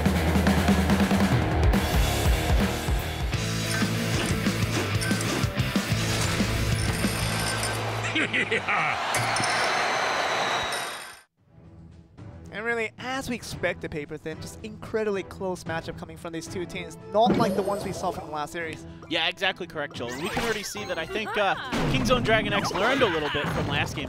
They've got Tornado in their hand. The Mortar coming down again. This is really interesting. Last game we saw Sandbox try a Mortar. They only really used it once or twice. And this time, Kingzone's going to try it. Nice fireball there to take down the Flying Machine. The Zappies is there just to soak up the damage from the Mortar, just making sure you take away the time. And just a couple of hits away, it will eventually tie down to the end. And Miner does get countered just a little bit. Fireball just to get rid of the Dark Goblin there. Right, so the Zappies just kind of moving along. Didn't really do much damage. One got one zap in, but the Zappy damage is not a lot. Okay, interesting. A rocket coming in to try to protect the miner, but the guards are there. And in fact, the rocket doesn't even take down their shields. It really is that rocket being planted a little bit too early on that instance, and great long, getting down all the tombstone and all the skeletons summoning from the remainders. And we see the tornado here once again. This is the reason why you have the tornado always banned down. You can always track this saying, get into the King's Tower, and a huge push coming in from the left side. Yeah, Skeleton Barrel followed up by quite a few units. The Ice Spirit connects with the Valkyrie, the Flying Machine doing some decent damage. Yeah, good snowball there. Very much to limit the damage that was coming from those skeletons from above, but Now we do see the flying machine connecting onto the Valkyrie. It will get hit by the Princess Tower, so it's not going to survive for very long here. Yeah, the flying machine dishes out a lot of damage, but it is a paper airplane. It is not very strong.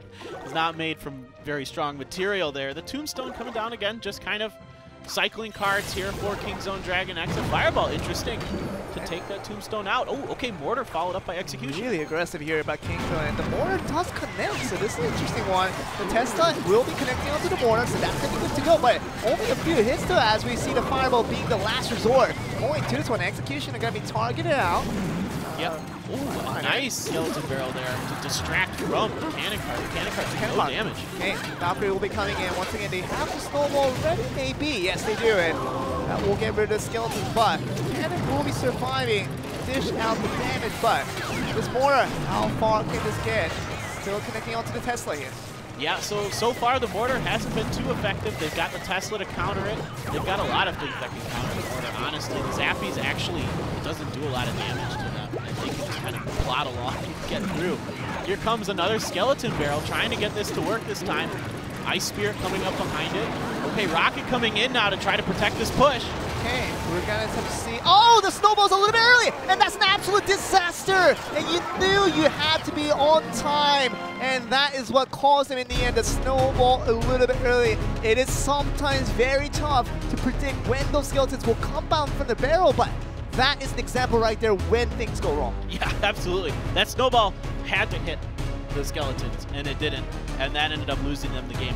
They were ahead most of that game. Sandbox was. They had done a lot of damage to both of the Princess Towers of Kingzone DragonX, but they managed to turn it around there using that cannon cart to a lot of effect. That card seems to be very strong for Kingzone DragonX and a lot of teams in general in competitive Clash.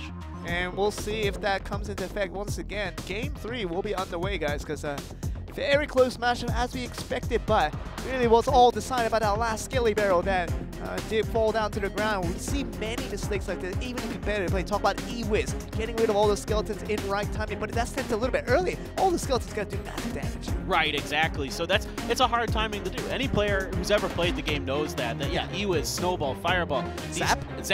These cards that have charge up or travel times, the Rocket drives me the most nuts. That is, players who are good with the Rocket, I have a ton of respect. Oh yeah. Because the timing on that card is so difficult. And the radius is so small. You have to time that perfectly to get that right. But you talk about, there's so many ways to really just easily counter Skelly Barrel. Just, and you talk about Log, Zap, E-Wiz. Yep. And you talk about even the Snowball that has been coming into play. All these things work out, but sometimes that timing does go off. And we saw an example there by Sato. He tried to use the snowball in time, but a little bit early, and that means no effect whatsoever to those skellies coming down to the ground. Destroy the tower. Yeah, exactly. I mean, a bit of, a pretty big mistake there from Sandbox. But guys, the Game 3, the deciding match of the 2v2 between Kingzone DragonX and Sandbox begins now. Let's do it.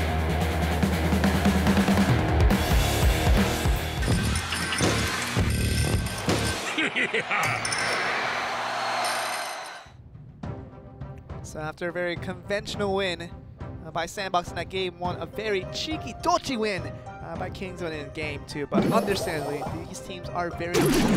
As we kind of expected, Skelly Barrel and Mortar, the same deck from last time around. Yeah, okay, so this time the Skeletons going to town on that Tesla. The Mortar hitting the Zappies, but so far, not too much coming. Only one Zappy hit by that mortar shot. The Valkyrie's going to come in here. Quite a bit of damage to these guards and the Zappy. Oh, doesn't quite get to the Zappy. Wow. And the Miner will connect, but this is trouble. Already starting off, obviously, the Minion. The Mega Minion just trying to stop it in play. That's going to get some first trouble with time, but this one coming here. A lot of aerial units from the top side of the Flying Machine and also Dragon out there. Yeah, we can see the Royal Hogs coming down for Sandbox now, splitting the lanes. The bats on the other side. Tornado coming in to counter it. Oh, no. It doesn't open up the King's Tower. So a little bit early on that Tornado. You have to wait for it to connect first. Then use the Tornado. That's the only way it will be dragged onto the King's Tower. This is so bad for Kingzone DragonX. That Inferno Dragon locked onto the tower. A Flying Machine was on it. And the Miner, too, and it goes down. Incredible. And just talking about that Flying Machine, if left alone with something to tank in front of it, it will do infinite amount of damage as long as it stays alive. And boy, once again, very easy win, and Cannon Cart once again a great defensive tool against this mortar here. But a really nicely timed counter push there with the Valkyrie and the Mega Minion from Kingzone. Great job once again, just with that log, getting the most value out of it as much as they can. The Flying Machine, it can be such a disastrous tool if it's on your opponent's side, and once again, it does a couple of hits, and that's going to be good enough for a couple hundred damage. Yeah, so Sandbox here really doing a great job with the double Royal Hogs from them, as well as the Tesla for defense. Doing a really nice job against this mortar, you know, cannon cart, skeleton barrel deck that worked for Kingzone DragonX in the last game. So far, not so much in game number 3. Once again, the Valkyrie just taking out all the barrage shots coming in from the mortar, but Skelly Bear once again very taken care of very nicely. No mistake this time around. We're still going to see very much of dominance coming in from the Sandbox side. Their defense has been on point today, and seems like it's going to continue on here. Cannon cart. Rascal's in a cannon cart, but it gets fireballed right away. It does so much damage. The cannon cart doesn't even get across the river. A nice fireball there to catch the cannon cart and the flying machine. And the little bat that has told the full story. It does a lot of damage. Pull 95. Billy Barrel's there. Cannon cart is there. Tesla's here. Everything for defense. In case they brought this out again, and this is a trouble situation. The mortar is not going to be able to connect even a single shot. As we see the timer does go down to 0, and that's going to be Sandbox picking up this very easy win in this game 3. Yeah, Beaver and Sato doing a great job winning the first and third game here to take down Kingzone DragonX. Sato taking down his idol, Expo Master, in the 2v2. He's got to feel good about that. We knew it would be a close one paper thing, but we're still going on this game 1 and game 3, which looked very convincing in the way that Sandbox won. They clearly looked like the better team, while game 2, it was a little bit to their mistakes. Near the end of the game, that really cost them all for nothing, but we do look at Kingzone DragonX. They were clean in the way they picked up their 2 wins from that week 1, but this is week 2. They're going up against this team called Sandbox and not looking as good here. Yeah, definitely. Sandbox is looking really strong, just like they did at the end of Season 1. They're continuing on. Still some smiles, though, from Kingzone DragonX. They're not too worried, I'm sure. That was a very close series. In that third game, though, there was that one push that Sandbox had where they got the Inferno Tower, or the Inferno Dragon locked onto the Princess Tower, and that basically was GG. Once that locks on, and if you don't have an immediate answer for it, forget it. There he is. I'm talking about this game 1 here. Very interesting comp on both sides, and we saw 2 Inferno. Such a troubling situation for everyone here, and even the Lightning was a last resort to trying to get anything done. But I mean, basically, we kind of missed the biggest part of that play. The cannon cart was the biggest part, and of course, that became the end of the game with that rocket here. Yeah, so they tried to. I really liked what Kingzone DragonX was trying to do there with that rocket to follow up the miner to try to protect it, but Sandbox had the guards, so even if that rocket connects with the guards, they only lose their shields, right? So yes, the extra damage is nice, and over time, the rocket will produce quite a bit of value if you can make it hit more than just the tower, which they did there. You see that there, the rocket hit the Inferno. They did, and we thought that this would have been a better situation for Sandbox after winning game 1, but game 2, they did lose that, but game 3 was as easy as it could be. Yeah, and here's where the issue came in. You can see that Inferno Dragon is locked onto the tower with a miner and a flying machine backing it up. That's just bad news. And we kind of missed that all together in that first rendition. We got to see it the second time around, but the Inferno Dragon very much there to deal a lot of damage. And eventually, that first tower down early, meaning that Kingzone Dragon was behind Elixirs. And in terms of everything they're trying to catch up on, not enough time to do that. Yeah, exactly. I mean, overall, it was really interesting that in that last game that Sandbox had doubled up on the Royal Hogs. Didn't need to really use them that much. We only saw them come down a couple times because those pushes managed to get through really without them. Kingzone tried to use that tornado to drag them into the King Tower. It never worked. So therefore, they ended up losing 3 elixir, and then that push came through. They didn't have any defense for it. Really interesting stuff. And we're seeing what this 1v1 brings to us here in July is going to be on the lineup for Kingzone. With the 5.2 trophy count, not the most impressive when compared to the other players out there, but we're still going to see him with a smiling face, getting ready to take down the 1v1 member of Sandbox. We'll see who it is. Yeah, right. So this is the first time we're seeing July in a 1v1 here in Season 2. Last week, we saw Ho and Big Daddy. We did not get to see July, so this is really interesting stuff. Well, what will he bring to the table? He's going against Shinshu, who we did see last week, and in fact won his game. Okay, it seems like Shinshu and July, they're both from the Nova clan in Korea. So we know Nova Esports, very, very popular just as a typical clan in Clash Royale, but it is literally worldwide in terms of everywhere. Talk about Brazil, talk about America, anywhere you go, there's always a Nova Esports clan, and these two players that will be facing off against each other, they're both clanmates from Nova Esports, and see what this means in terms of Shinshu going up against July. Yeah, so they probably have an idea of what each other likes to play just based on, you know, doing the clan wars and that kind of thing together, seeing, you know, what kind of decks they have, you know, possibly doing some practice matches against each other to get ready for their clan wars or their clan battles, that kind of thing. I know I like to do that anytime before I start a clan battle. You know, I want to be able to practice my war deck before I put it into action. And one good way you can do that if you don't have any teammates to play against is to just start up a classic challenge with that deck. Yeah. It's not exactly the same because the levels will be a little bit different, but you can get a pretty good idea of how the deck will play and what you like and don't like in it.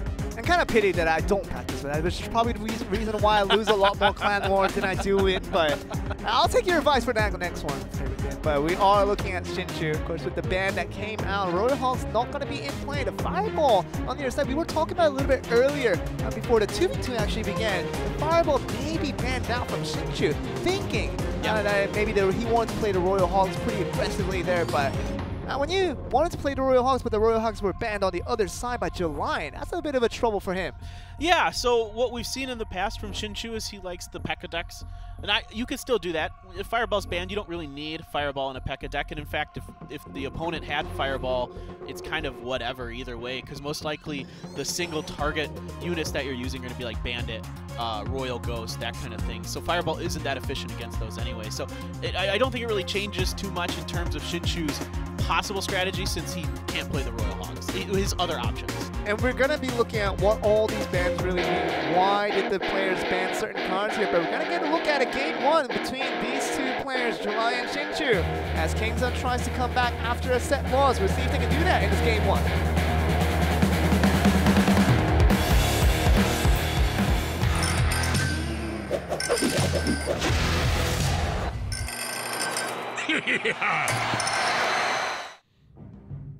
Now, always the interesting thing about these bans coming through is that why did they ban these cards and what are they trying to play with it? We'll find out here.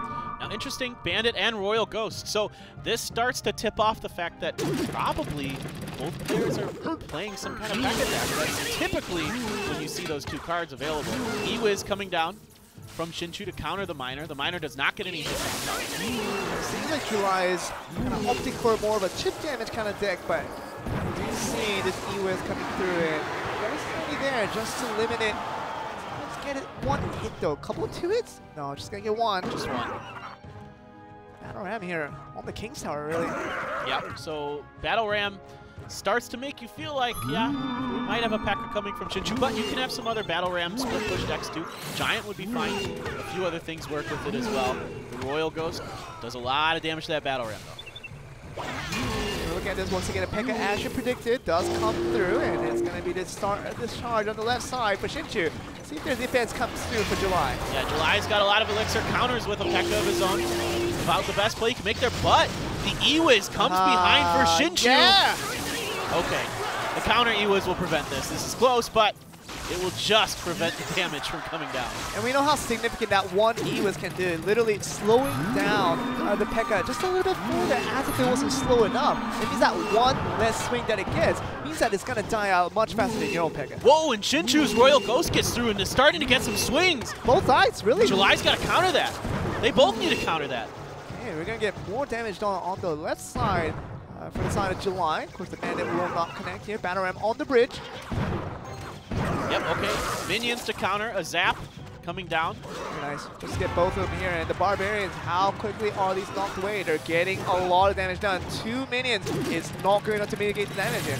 Yeah, Shinshu coming out in the exchanges so far, but here comes a Poison and a Miner from July. Really nice stuff there from him, but a great counter as well. The E-Wiz comes through just to re-target the Miner here. Of course, Royal Ghosts are coming both ways. They will ignore each other unless that P.E.K.K.A comes through. Oh, July dropping his own P.E.K.K.A to cycle.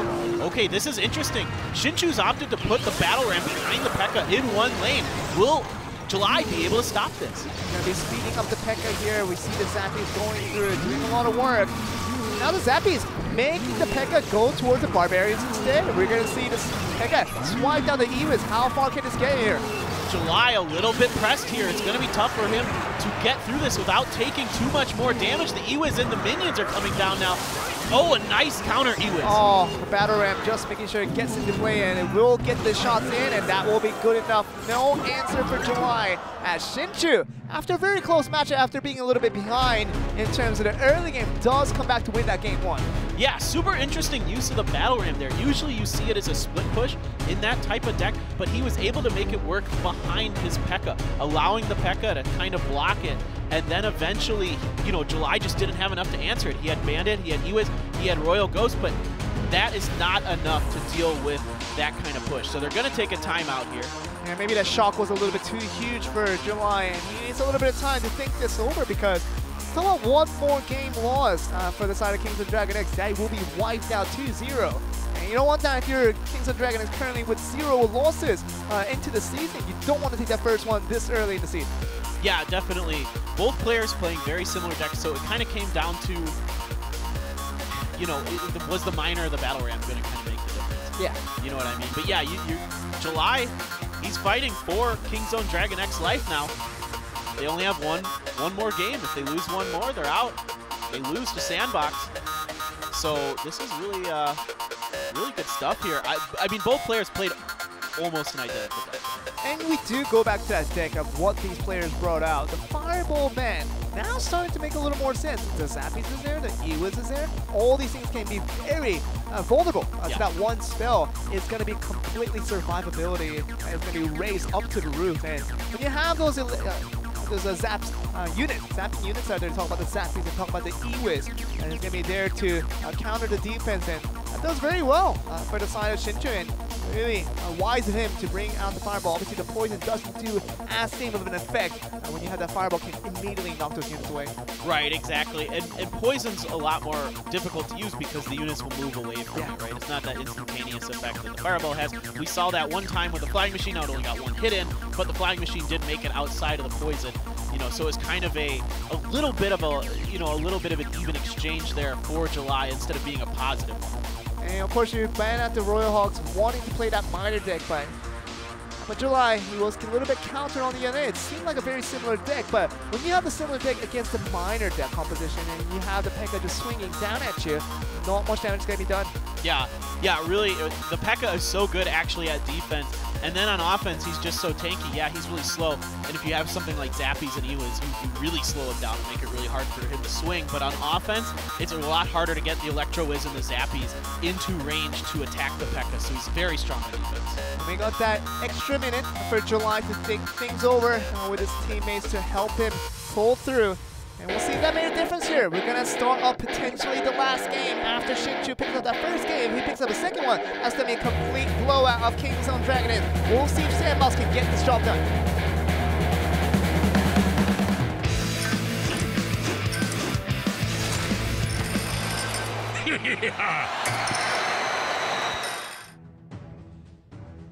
Here we begin this game. Sandbox, Kings of DragonX. Golden Barrel starting us off. Tornado, that's not the tornado you want to go for. He should definitely know. They can definitely see in his expression. He definitely did not want to go for that one. Yeah, that was not the ideal tornado you wanted to use there. It's almost pointless because you stop maybe 1 or 2 swipes from the goblins there. Ooh, a nice Valkyrie to counter that goblin gang. And here comes the graveyard. That's a quick graveyard right there. Does he have any answer with the Princess? Not the best thing. He's going to require another log to get the job done. And even an Ice Spirit. Lots of investment for defense just in that one graveyard. Yeah, getting decent damage out of that graveyard, so we even things up here. July, we can see, is pretty much running a Spellbait deck. Goblin Barrel coming out. Cannon Cart from Shinshu here. See, that was a bitter tornado that time around. The Cannon Cart is still there. getting damaged out slowly and slowly by the Spear Goblin, and the Princess will die out, so it's going to require another Princess, and it will just be short. That's the 0.1 tower short of that range, walking onto the tower. Wow. IQ 1000 play from July there. That Princess did just enough damage to that cannon cart to prevent it from getting into range of his Princess Tower. Of course, really nice. Yeah, of course, once the balance patch does come through in next month, it's going to be a lot longer in terms of the range that you have to get to for the cannon cart to get the target. So it's a different story altogether, but in this current patch, cannon cart can be very, very deadly here. Right, so Shinshu, we're seeing the Graveyard Poison. Oh, wow, great placement on that Valkyrie. And you talk about not much choices if you have the Valkyrie and also the Tornado. If you are July, where do you send that Goblin Barrel? If you send it to that one corner, Valkyrie will be there all the time. If you send it a little bit evenly across all three lanes, that will be basically a Tornado into the open tower. Yeah, exactly correct. That's really interesting stuff there from Shinshu using that Tornado there. But, all right, so we got a Valkyrie coming in. The Goblin Gang gets wiped up by that Ice Wizard, the final card we see from Shinshu. Really nice tornadoes. Much better. Limiting damage, but still coming down to 772. Big rush is coming here, and the Goblin Barrel, does he have another poison for this? It's going to be the 9 Elixir attack here. The Goblin Gang will be wiped away. The damage is going to be done. The Skeletons still continue to do work here. Yeah, so this Graveyard Poison combo doing some decent damage for Shinshu. He's getting it through. The Rocket is the last card in July's hand to take out that Mega Minion. Follows it right up with the Goblin Barrel. This time he splits the Goblins. Oh, he splits the Goblin. That's going to be very, very punishing for the side of Shinshu. But once again, a Graveyard Push. Can we get more job done? But the Poison a little bit awkward. It's going to have the Goblin Gang completely surviving here. And that's going to be good defense coming from July. Yep, and July is able to answer with the Goblin Barrel again, splitting it this time. Tries the Tornado, prevents a couple of hits, but oh no. It doesn't open it. It was so close, that Tornado. A little bit late there, and we thought that it would have opened up the King's Tower, but still a very, very fresh Goblin Gang opportunity here. Yep, Goblin Gang trying to prevent this cannon cart from getting more damage done, but the Valkyrie comes in to take them out quite quickly. This could be a big push here from Shinshu. This is going to be a huge one right here. The Graveyard is coming through. The Log is going to be there just to damage it out, and going to take minimal damage for the meantime, but still a lot of damage done. 881 here. Good prediction Tornado there. Only one hit coming in from that Goblin Barrel, 1 or 2 hits that time. He's got 2 Princesses, which is causing Shinshu to have some difficulty getting some of these tactics he's using to work. The Rocket coming down, getting the tower down to 215. Now we see this play coming in 215, and we see this Goblin Gang coming into play here. And the Valkyrie is there to clean things up. The cannon cart will be rushing in. The Infernal Tower eventually will go down. And that's that last Graveyard to see if any king can make out of this one. Yeah, this Poison Graveyard combo's got to work this time. A Valkyrie coming down to counter it. A Princess already there as well. Not much doing for Shinshu, and he knows it. It's just going to be a Rocket. To finish things off, and that is going to be the end for July, picking up that 1 crown, and good enough to tie things even. And we're going to go on to Game 3 once again, Paper Thin. Yeah, a nice change up there from July. That Spellbait deck is really powerful against the Graveyard Poison deck because you don't have many answers for what's going on. You don't have a Log, you don't have a Zap, you don't have a Snowball, you don't have a Fireball because that got banned. You have Poison, and Poison, you're never going to use that against a Goblin Barrel. And you're not going to use Arrow, obviously, in competitive play. In 1v1, it doesn't work out, and you don't want to use that. And, I mean, you do like the Fireball. Fireball, you do lose that 1 in trade, but you would always take that if you are using it against the Goblin Barrel to limit the damage. But now you don't have a Log, like you said, you don't have a Snowball. Those 2 main counters for that +1 Elixir trade was absent for the side of Shinshu. But now taking the timeout, really wants to finish out this series in this set here and wants to take the win over July, wants to finish off strong here. Yeah, he really does. I mean, he'd like to end this now so they don't have to go to the King of the Hill. You know, they're probably a little nervous in the King of the Hill because that means they have to see Expo Master, one of the best 1v1 players in Asia. Yeah, and, nobody wants that.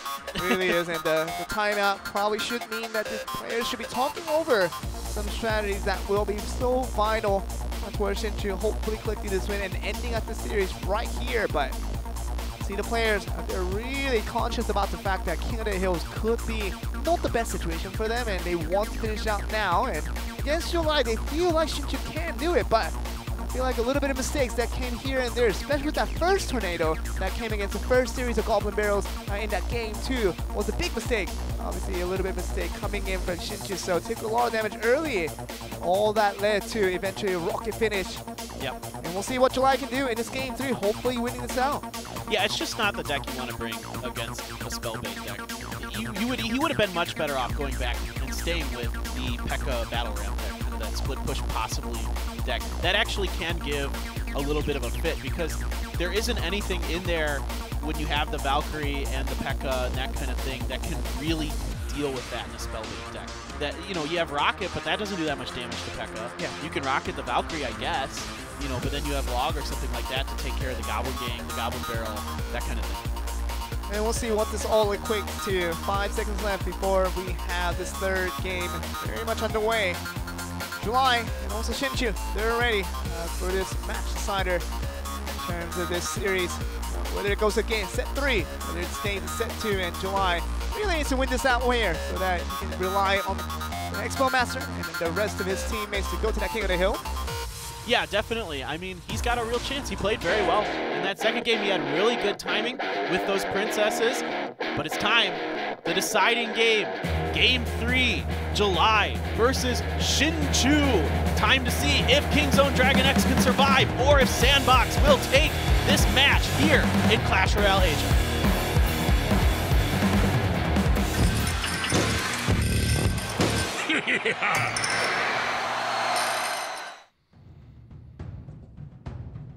July, a great showing in that game 2 with that Goblin Barrel, just to make sure that cycle went all the way right. And Shinshu, of course, a defensive mistake. A couple of mistakes there, and see if we can get a little bit better here. The early lightning. Very interesting pick by July here. A very strong counter to the cannon card is the lightning, and also to a lot of other cards that, okay, that is the lava. I think he wanted to say the lightning for this one because there's going to be supporting units from the back. And it would have been lovely to have it there, but okay, look at this. Royal Giant. Shot. Okay, not too big of a deal here for Shinshu. Oh, but the E-Wiz comes down to protect the Royal Giant. Now it is a big deal. Royal Giant getting a lot of damage and the Inferno Dragon gone. And there's going to be a tower trade. It's what they're going to be looking for. That's a lot of damage taken by Shinshu very early here, 8-10 on the board. Yeah, Shinshu not really able to follow up. The Miner does come in to try to get a little extra damage out of this Lava Hound push, but that Mega Minion does a lot of work against the Lava Hound. It's really difficult if you don't have something backing up that Lava Hound to get a lot of damage out of the Lava Hound push. And that's why you bring out the Lightning. Lightning makes a lot of sense with the Royal Giant. Any type of units that tries to get in front of it, just melt it down. Just lightning the whole thing. Yeah, and Shinshu fortunately does have one answer for the Lightning, and that is the Dark Prince. So he does have a card available that he can use to prevent the the Lightning taking out his attack onto that Royal Giant. Wow, July is going for the Royal Giant on the left side. I don't know if I agree with this, because if he gets countered pretty easily here, the counter push would be immense. I don't know if he can defend against this. I'm with you on that. I think he should have kept focusing down the right side until it's taken down. Tried to protect his left tower. He was up about 500 hit points on it, so this is going to get dangerous for July here. A decent Lightning preventing the cannon cart from getting into range with the Miners here. Valkyrie trying to counter it. Lava Hound starting to do some damage. You see this, the Fire Spirit doing a pretty good job of getting rid of the lava pumps, but now getting closer and closer in terms of comparison damage. 1096 and 636, and finally focusing on the right side where he should have a little bit earlier. Let's see if they can stop this. Yeah, both teams holding one card in reserve. I think Shinshu has just given up on that right-hand tower. He knows he has to take the left-hand one. July has, that is a really nice zap, doing so much damage there, taking out the shield of the Dark Prince. Valkyrie coming to distract the Prince. Miner coming in to try to finish off this left-hand Princess tower. And we're going to see the Fire Spirits, I'm sure, will be there to finish things off, but it's going to be the left tower going. It's a very nice counter by Shinshu. Now, it's back to even. 22-16, 23-18. Very even scoreline. We'll see who takes the second tower. Yeah, this is going to be really interesting. Opting to put the Furnace behind his Princess Tower there to try to defend this right-hand side for July here. The Royal Giant coming down. The E-Wiz, he can't let that E-Wiz get in front of it. Okay, the E-Wiz does stop because it has to fire on the Lava Hound and the Dark Prince. We're going to see this here. The flying machine is going to be able to be stopped away along with the cannon card, but until now we're looking pretty healthy for now. 1898 here.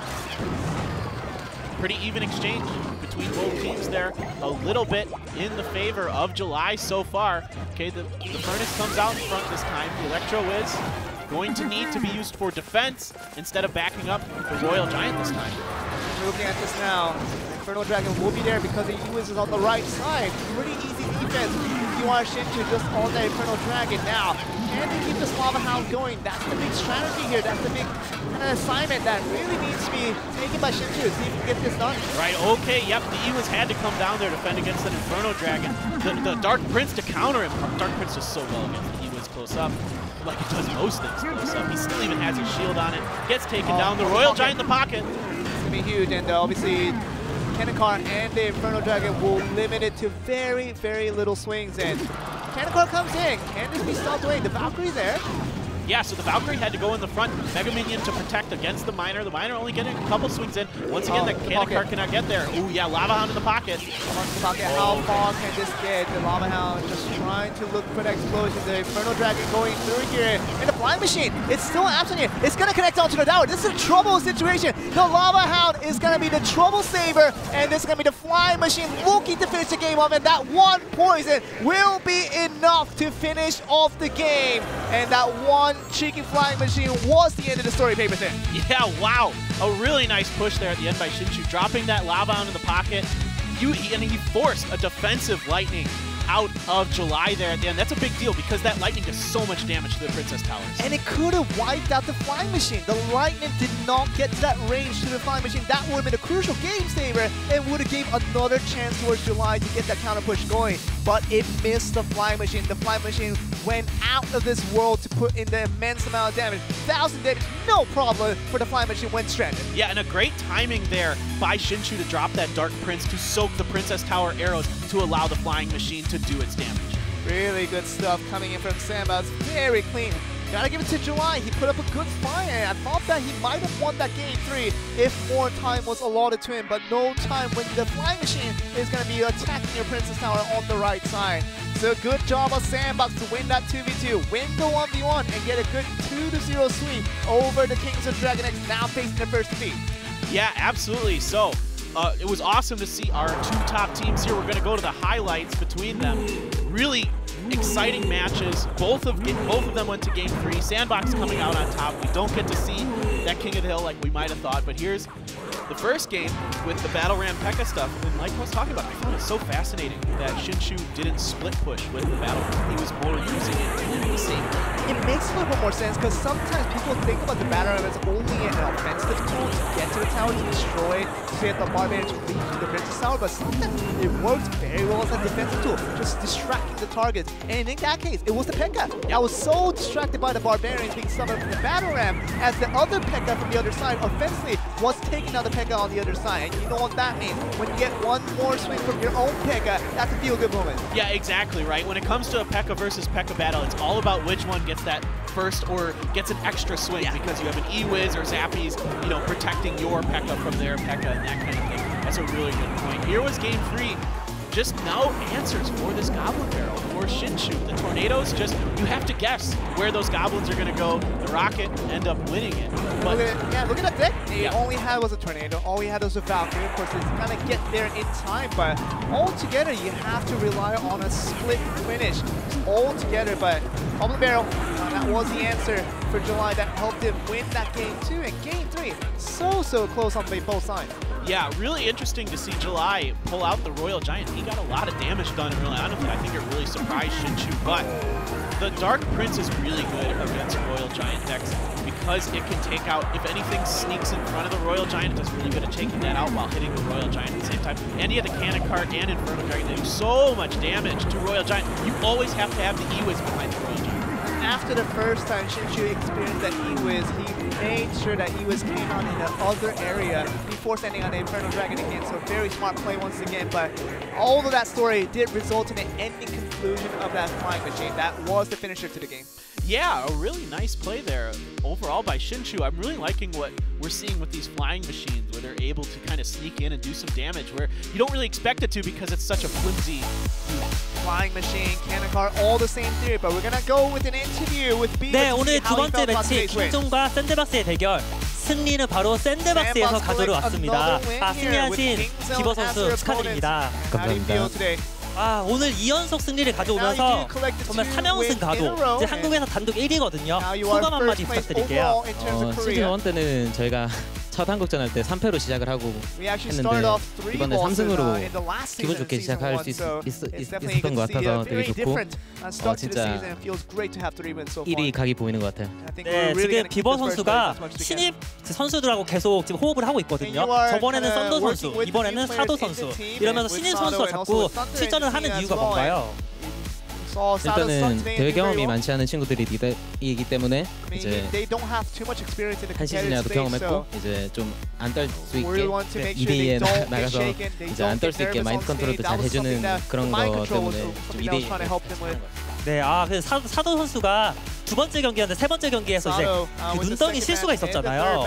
그때 바로 이제 멘탈을 잡아주면서 사도 선수 무슨 생각을 했는지 눈덩이 딱 실수를 하는 순간 그 판을 생각해 보면 어차피 눈덩이 실수가 없었다고 해도 지는 판이었기 때문에 그렇게 어차피 지는 판이고 다음 경기 준비하자 이 얘기를 했었던 것 같아요. 네, 그리고 이제 킹존에서 뱅카드로 매지가처를 밴을 했어요. 원래 매지가처는 좀 뱅카드로 나오기 힘든 카드잖아요. 혹시 예상하셨나요?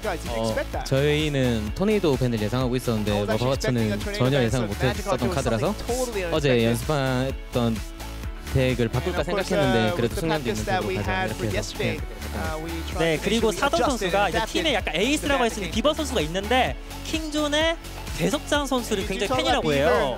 과연 이건 좀 어떻게 생각하시나요? 뭐 대석장 선수 잘하는 선수이기 때문에 뭐 그런 거에 전혀 신경 쓰지 않고 역시 뭐 관심이 없다. 네.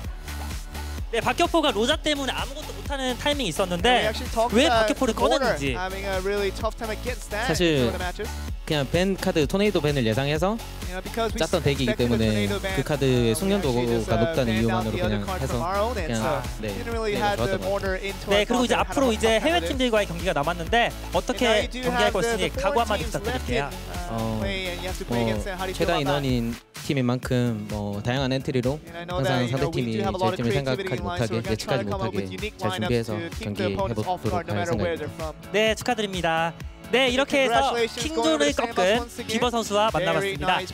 저는 다음 경기 오피게이밍과 이제 OGN의 경기로 함께하겠습니다.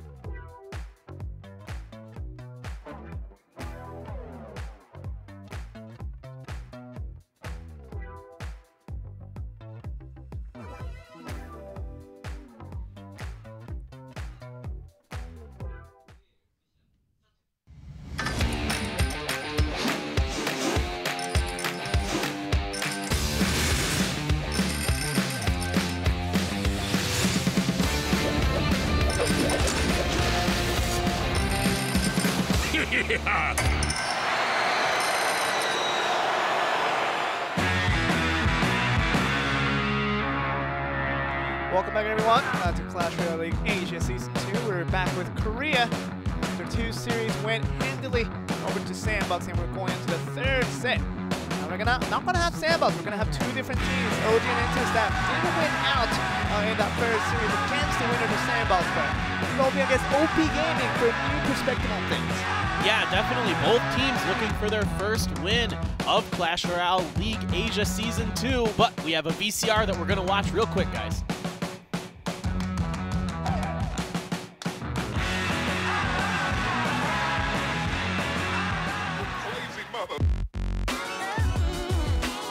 OP 게이밍은 일단은 회사 자체가 분석을 하는 회사이기 때문에 전략을 되게 많이 잘 짜올 것 같아요. OGN 엔투스는 한국 팀 중에서 가장 밸런스가 좀 잘 맞는 팀이라고 생각을 해요.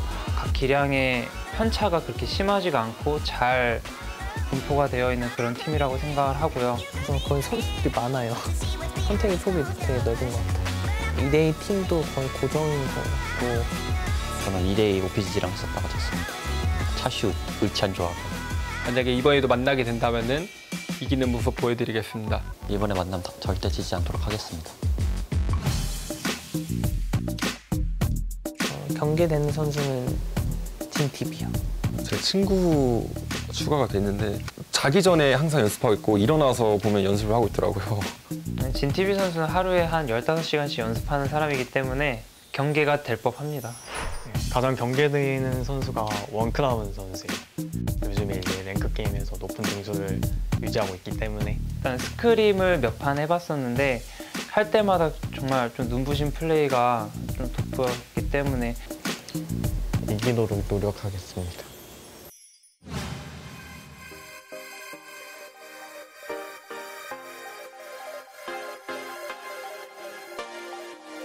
지난주에 하시는 걸 봤는데 그대로 하시면 아마 연패하지 않을까 싶습니다.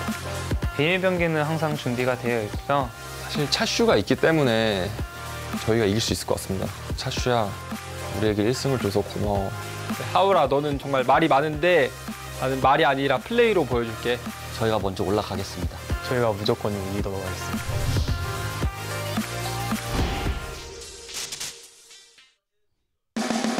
Talk about both teams trying to move on to the next round. The next round is trying to get at least 1 win on the board. Because both teams have failed to do that so far, but it's going to be the last chance here before we move on to conference division.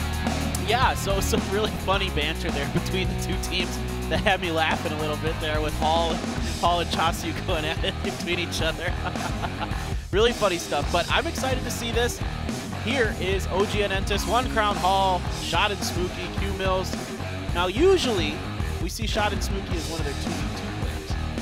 But will that be the case here? A lot of teams are starting to jumble it up. Their normal 2v2s are starting to get mixed. Their normal 1v1 players are starting to change it up. I think they're trying to just get everyone more experience with the different game modes because of the new format.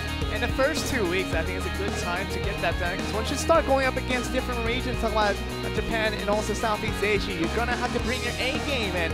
And these teams wants to experiment things out for these first 2 weeks when they're going up against the other Korean teams to make sure they know what their best combination is. Talk about which team does well in that 2v2, which player does the best in 1v1, who can we count on the most to be on the sideline to make sure you give the best support that the players will be needing. But it's going to be their opponents right here. OGN ENTUS going up against OP Gaming. Yeah, OP Gaming, a little bit of a deeper lineup here. They have 5 players: Chasu, Dabong TV, Wee-chan, Jin TV, and Songwan. Jin TV, 15 hours a day of Clash Royale. Man, my thumbs would hurt. I don't even stay awake for 15 hours a day. That's the biggest problem for me. I mean, talk about eating time, talk about going to the bathroom, and talk about, no, do you go out for a walk? No. Just something like that? None of that. And just 15 hours every single day, and Jin TV is ready to play. And, oh man, if 15 hours a day still doesn't get you a win in that 1v1, if he does come out with a 1v1, mind you. Yeah. I want to start thinking something here. Yeah, might want to start rethinking your life choices a little bit. You know, you're a great Clash Royale player, and no one's going to deny that. That is so brutal. You put in the time, Jin TV, but it's okay to have another hobby. It's okay. Okay, so here we go. Jin TV will be the 1v1 against Shot and Smokey, interestingly enough. Best situation, best scenario ever made. Jin TV, the 15-hour, the forever meme will be on, and he's going to be going against Shot and Smokey for that 1v1 in set 2. Of course, banning out the Poison and the Miner onto the left and right side. Of course, we're going to see the set 1 first with the 2v2. Howlin' One Crown joining forces to see what they can get done against this OP Gaming squad. Uchan and Chashu will be there as well. Both teams banning at the Tornado. Yeah, so pretty typical stuff in the 2v2. This is really interesting again. We're seeing OP Gaming now ban out the Miner versus OGN ENTUS. We saw Sandbox ban the Miner in both the 2v2 and the 1v1. So there's clearly something here that the other teams have noticed, a trend perhaps with OGN ENTUS, that the Miner is kind of their key to doing well. Now, we haven't seen that so far this season. In fact, OGN ENTUS has yet to win a game. And we'll see if that becomes a little bit of a different case once we do see this first set here. Miner not banned out for the longest of time that we finally get it back in play. So will OGN ENTUS bring it out once again? Feel like they really want to utilize that Miner to see if that is their key win condition to bring them a lot of success. But we're looking at these two players here, Howlin' One Crown. Yeah, all in One Crown. So One Crown is back again. This time Shot and Smokey is moving into the 1v1 role. Hall coming off the bench here. He was ready to play as their, I believe he was their King of the Hill player, but he's moving into the 2v2 role now. Let's see how they work together. One Crown and Shot and Smokey played some okay games, but ended up going down 2-0 to Sandbox in the first game of the day today. And we'll see if that becomes a scenario where this change becomes vital for OGN ENTUS to collect their first win of the set. They never really collected a single set win for this entire time, and now they're on this third attempt to collect at least the first set win. That's going to do them a lot of justice, pay with them, but we might just have to see them do pretty well against this squad right here, Uchan and Chashu. Yeah, Uchan and Chashu, they've played together a lot, Joel, so they have a lot of experience together, a lot of synergy. You know, overall, they were decent last season. They were one of the better 2v2 lineups that we actually saw, but the rest of OP Gaming wasn't quite as strong, especially in the 1v1 arena. Now, granted, there were some players who were just dominating 1v1 last season, so it was really tough for a lot of these teams to find that clutch, that key 1v1 player that would kind of drag you through the matches. And even in Season 1, you remember these two teams were at the bottom of the Korean ladder. I'm talking about when compared to the other two teams, the Kings and DragonX, and talk about Sandbox being there. These two teams were the bottom tier, and we'll see if that changes in terms of trend. And OGN ENTUS is one of the weaker teams out there in terms of Korea, but against OP Gaming, it shouldn't be the hardest opponent that they face. But if they can't win against OP Gaming, how will they just be able to win against some of the stronger teams out there like Kings and DragonX, and also a Sandbox out there as well? Yeah, exactly. You're right, Joel. It can be really demoralizing when you start losing over and over and over, and all of a sudden you feel like you're the weakest team, not only in your region, but possibly in all of the league. So both of these teams don't want to be that. They're both going to put their best effort forward. They have been all year, all the time. But so far, we have seen them be the weaker of the two teams from Korea. Now, we thought maybe Sandbox would be that, but then Sandbox really came on strong on the end of last year and is continuing that into this season of Clash Royale League Asia. And you see Q-Mills just backing off as he was done talking to his teammates on how best to prepare them for this first set of 2v2, because we're still looking at OP Gaming and see how these two players do. Uchan and Chashu very much ready to play and maybe collect their first win in the 2v2 as well. They lost 2 in a row in terms of week 1. This week 2 is a brand new start for them. Can they get a win against OGN ENTUS? Or OGN ENTUS, can they collect their first win? We're going to find out in this first game here, Pay With Them. Let's get to the game.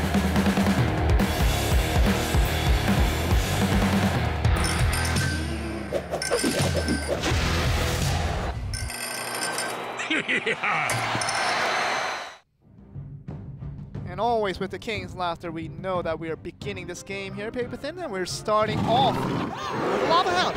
Very aggressive start here, of course, with the Royal Hawks and the Bats. Very convincing start here with the Center Collective Trace. Yep, okay, Ewiz, Zap, and Mega Minion to counter that, so not a lot doing from the Royal Hogs that time, so Mega Minion's going to follow this Lava Hound in, but a lot of Zappies here, but ooh, a good poison. Going to catch 4 of those Zappies and take them out relatively quickly. Oh my goodness, and if they don't have another poison for this, these 3 Musketeers are going to be surviving for the long time, but you see a glimpse of that bomb tower on the bottom left. You see them kind of hovering over that one, and it will get the maximum if it connects to the 3 Musketeers. Yeah, they need to do it now while it's firing. Okay, Valkyrie's fine too. That works too. There's no Fireball available so far for OGN ENTUS, so those 3 Musketeers are going to be difficult to deal with, and you can see up on the top, OP Gaming has a little interesting card in their hand. They do, and OP Gaming looking towards that heal, and I think you're trying to hover over that one and see what that could mean. And Bomb Tower ready for both teams, but first one to show it is going to be OGN ENTUS. They don't know that a Bomb Tower is going to be ready on the opposite end. Yep, so the one Bomb Tower goes down. This time, OP Gaming countering with the Royal Hogs and the Bats, but Guards and the Mega Minion clean that up relatively efficiently. But so far, OP Gaming coming out just a little bit ahead in these exchanges. And Zappy's doing so well to slow things down. And look at, once again, 3 Musketeer. They have the poison for it. And we'll see what this all becomes. And now heading over to this heal. Finally coming through, and that poison. This is the reason why you put that 3 Musketeers on one side. Yep. You have that heal ready to go. Yeah, exactly. And you could even combo it with the Royal Hogs if you get the timing right for that heal. So that heal could prove to be a very, very powerful guard, as well as with these Zappies. They have so many multiple creature units that could come down with the heal. So this is really interesting stuff. Now we're going with this here. Once again, minions cycling out as they saw the poison being played out.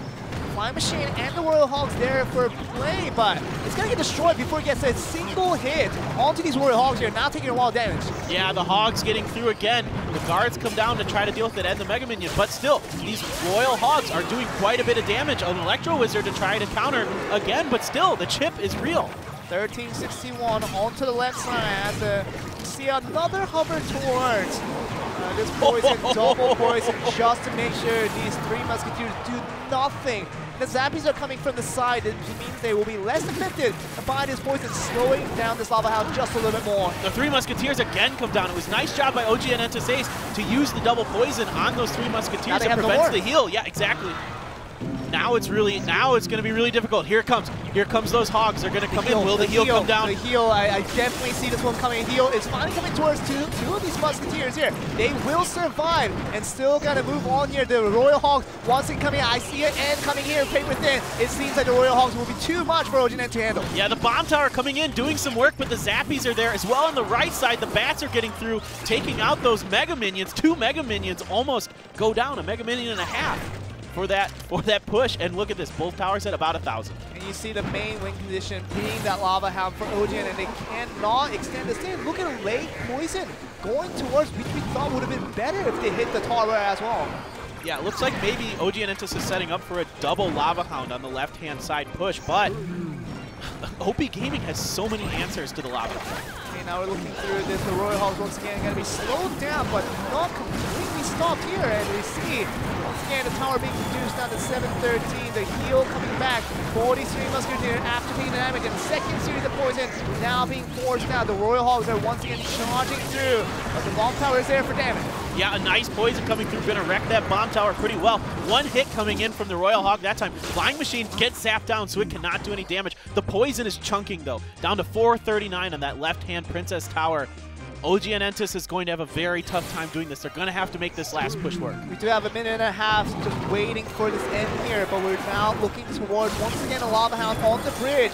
And the heal is going to be coming towards the Royal Hog, just to make sure it gets a little bit more bites here and there, keeping the piggy alive, and that last poison will get the job done, Paper Thin. And that little piggy went wee all the way home. Oh, man. I don't like the ending to that story. That's a bad ending.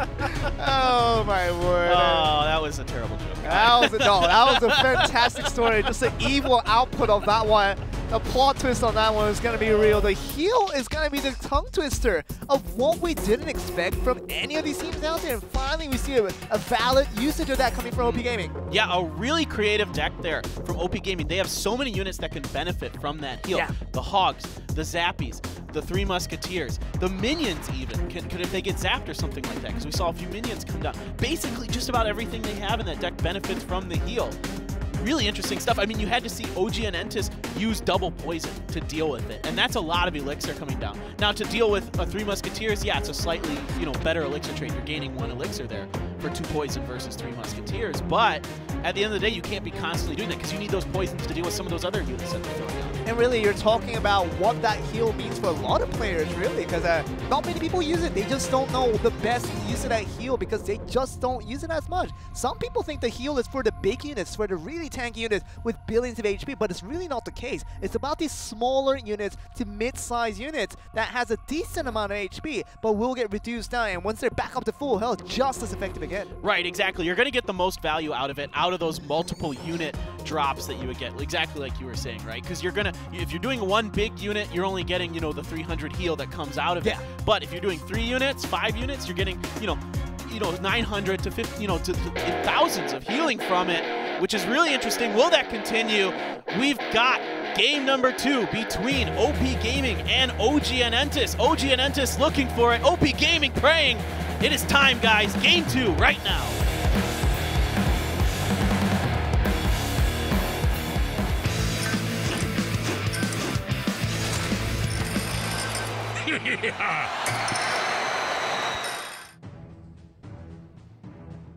And here we begin. OGN ENTUS still failing to collect a win here. OP Gaming once again showing root cause, and now we still see the Royal Hogs now being implemented on the other side. OGN ENTUS trying to take use of it. Right, so it looks like OP Gaming has opted to stick with basically what they were doing before. Bomb Tower comes down, Mega Minion as well. But that's, ooh, that snowball was really crucial there. That Bomb Tower is going to go down fast. We talk about a lot of elixir being used just to defend against that, so how they account for all these elixir loss? Can they recover back from the snowball that will be sent down? That was a little bit of a positional mistake on that Valkyrie by OGN ENTUS. They could have put it closer to the Bomb Tower to get the Bomb Tower value, do more damage, and save that Valkyrie. Just a little bit of health. It probably won't make a huge difference, but because the Royal Hogs for OGN ENTUS are getting in there, doing a lot of damage already. Okay, now we see the Royal Hogs finally doing a decent amount of damage here. The Mega Minions slowed down by these Zappies from the back. You can see on the right side, but the left side, just the same story. The Inferno Dragon can't even get out of its own base. The Zappies are so brutal to the Inferno Dragon. Once they lock onto him, he basically doesn't get to do anything. Cannon Cart and the Royal Hogs countered by the 3 Musketeers. A Fireball this time from OGN ENTUS. A nice idea there to take the Fireball. To get the Fireball Zap to get on the right side, but look at that Cannon Cart finally connecting onto the left side, getting the tower down to 907. An untold story that we're going to tell now. Yeah, exactly correct. The Musketeer here going up against the Mega Minion. It will lose that battle underneath the Princess Tower. See the Zappies once again trying to slow things down, but 907 on the left tower means that there's a lot of work cut out for OP Gaming to turn the tides on this. Once again, the Bomb Tower very cleanly maneuvered just to make sure these Royal Hogs never reach the tower here. Yeah, a later snowball this time from OGN ENTUS, so a few more hits going to come in from those Hogs. Another set of Hogs coming down with the Zappies to back them up. Bats and Cannon Cart to try to deal with this. A nice zap coming down, but quite a bit of damage coming down now from OP Gaming. They seem to have found their cycle that they like. Okay, now we're looking at this once again. Cannon Cart not going to be countered for. This is the problem. The Cannon Cart is going to be moving into the tower once again. This is going to be a free tower onto the left side. And this is a problem for OP Gaming. They're not worrying about the Cannon Cart enough, Paper Thin. Yeah, exactly correct. That Cannon Cart is not getting answered. These Musketeers, they can't get clumped up like that and get fireballed. They cannot allow that to happen. That is too much of an elixir loss. And that's what we're talking about right now. The Valkyrie trying to take advantage of this situation. The Bomb Tower will eventually go down. The poison is planted, but that's a pretty heavy push coming onto the left side. And the heal a little bit late there. And the Zap is going to be able to get that down. 10 more seconds. Can we see the end coming in from OP Gaming? Are we going to see OGN ENTUS bring it back to even here? Okay, they got to drop a poison here. I don't know if it's going to be enough time. The Hogs are coming in. Can they get in and deal with it? But on the right-hand side as well, the tower is going to go down. Oh, that was a close story. That was almost the overtime force there, but we knew the all-in push was going to go on the right side as well. OGN ENTUS very upfront and very proactive in the way they maneuvered that last moment of play. Yeah, right. I like the idea here from OP Gaming. If it ain't broke, don't fix it. Try it again. They ran the exact same deck, but this time, OGN ENTUS was ready for it. They had the Fireball. The killer of the 3 Musketeers, the backbreaker of the Musketeers. It's why I cannot stand to run the Musketeers. in the ladder because everybody has Fireball. And it kills the Royal Hogs as well. Just talking about Royal Hogs with that Fireball, it does so much damage, especially if you can get all 4 at the same time. But even towards the 3 Musketeers, all you need is basically Fireball and Zap. Right. 6 elixirs, it gets rid of everything in terms of the 2 or 3. Doesn't matter, the Musketeers are gone after that. So if you can connect that with the tower, it's always an elixir trade bonus, or you're always at the benefit. Yeah, you're exactly right, Joel. I think another thing that maybe before this OP Gaming should have thought of, before they showed this new type of deck, was banning Fireball. Because I don't think anybody would have really realized what they were doing, even if they banned Fireball. I think OGN ENTUS would have been really confused anyway. And because basically Fireball, I guess kind of Rocket, but because Rocket is so small, it's not as effective in some ways. I mean, you can ban Fireball, but what if your opponents did not ban Tornado? That's a troubling situation if you are using the Royal Hogs as your main win condition. But you know, I can understand why both teams want to ban out the Tornado and not ban the Fireball instead. But in the end, they're gonna have to deal with it. Fireball seems to be the main spell. It's going pretty strong for OGN ENTUS picking up that first win. Yeah, definitely. I would expect OP Gaming to give us something a little different now. I don't expect them to run that same deck. OGN ENTUS as well. They might try something a little different here. I mean, the Hogs are pretty powerful, but they might try something different. But we get to find out right now, Joel. OGN ENTUS versus OP Gaming. Game 3 of the 2v2, set 1 of match 3 today here at Clash Royale League Asia. Let's go, guys.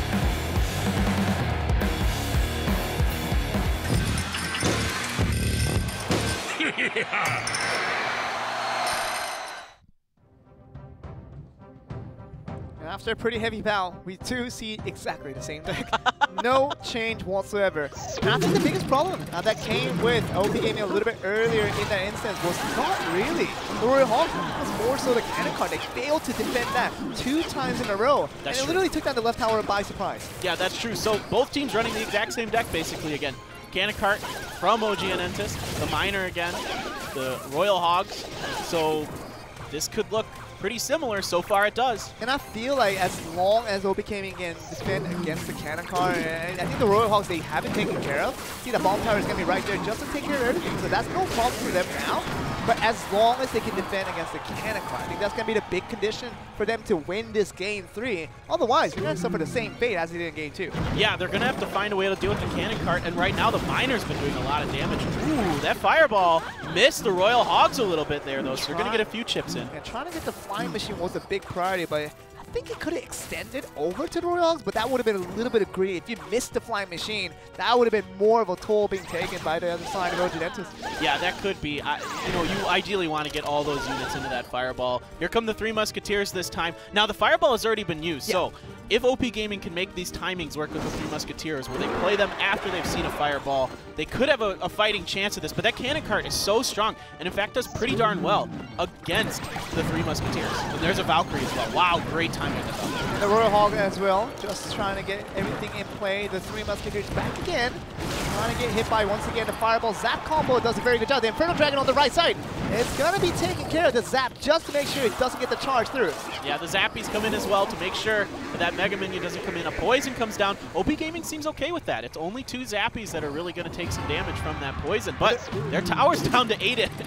And they're really low on Elixir, you got to mention that. And the Miner and the Royal Hogs coming into both sides of Fireball. Very nicely used, but that one Royal Hog still binding at the right tower here. Yeah, the Miner tanking all that damage for that Royal Hog down to 24.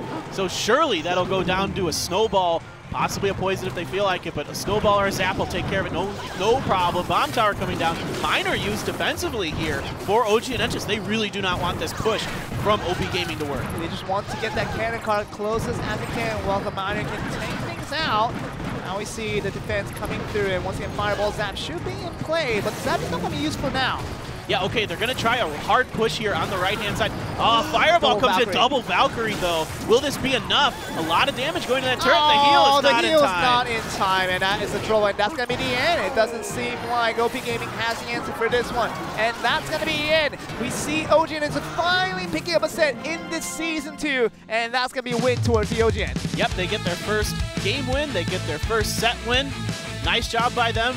You know, way to stand pat, to hold their ground, realize that maybe that's just what OP Gaming really wanted to do, was really make that deck work despite the difficulties they had with it in the previous game. And it's really good to see this player, One Crown, finally getting a win after his arrival to his new team. And oh man, I mean, he had a lot of high hopes, a lot of high expectations for what he represented in the Clash Royale scene here in Korea, but finally picking up a win is just going to be good motivation for him. Yeah, absolutely. Gets the monkey off your back. That first competitive win always feels so good. You always start to wonder if you start losing, you know, 1 or 2 or 3 games in a row. You know, oh boy, am I really supposed to be here? Like, yeah, I know I play Clash Royale good in my bed at home, but am I supposed to be playing this on a stage where there's a lot more pressure, there's money on the line, that kind of thing? Clearly, he is capable of doing it. He got the win here. Nice job by him. And did really well to collect the win. And along with One Crown, Al did a very good job as well, as you see the first game replay. Going towards the side of OP Gaming pretty easily there, I would have to imagine, but it was not going to be the Royal Hogs. That was the case here, and once again, the heal really caught by surprise with the Lob Hound really ineffective for most of the game. Yeah, I love this curveball that you can't do it 2 times. Exactly. It's a great strategy. I think it's a great deck to have in your pocket to drop at any time when you feel like you need a win against a pretty, you know, standard deck.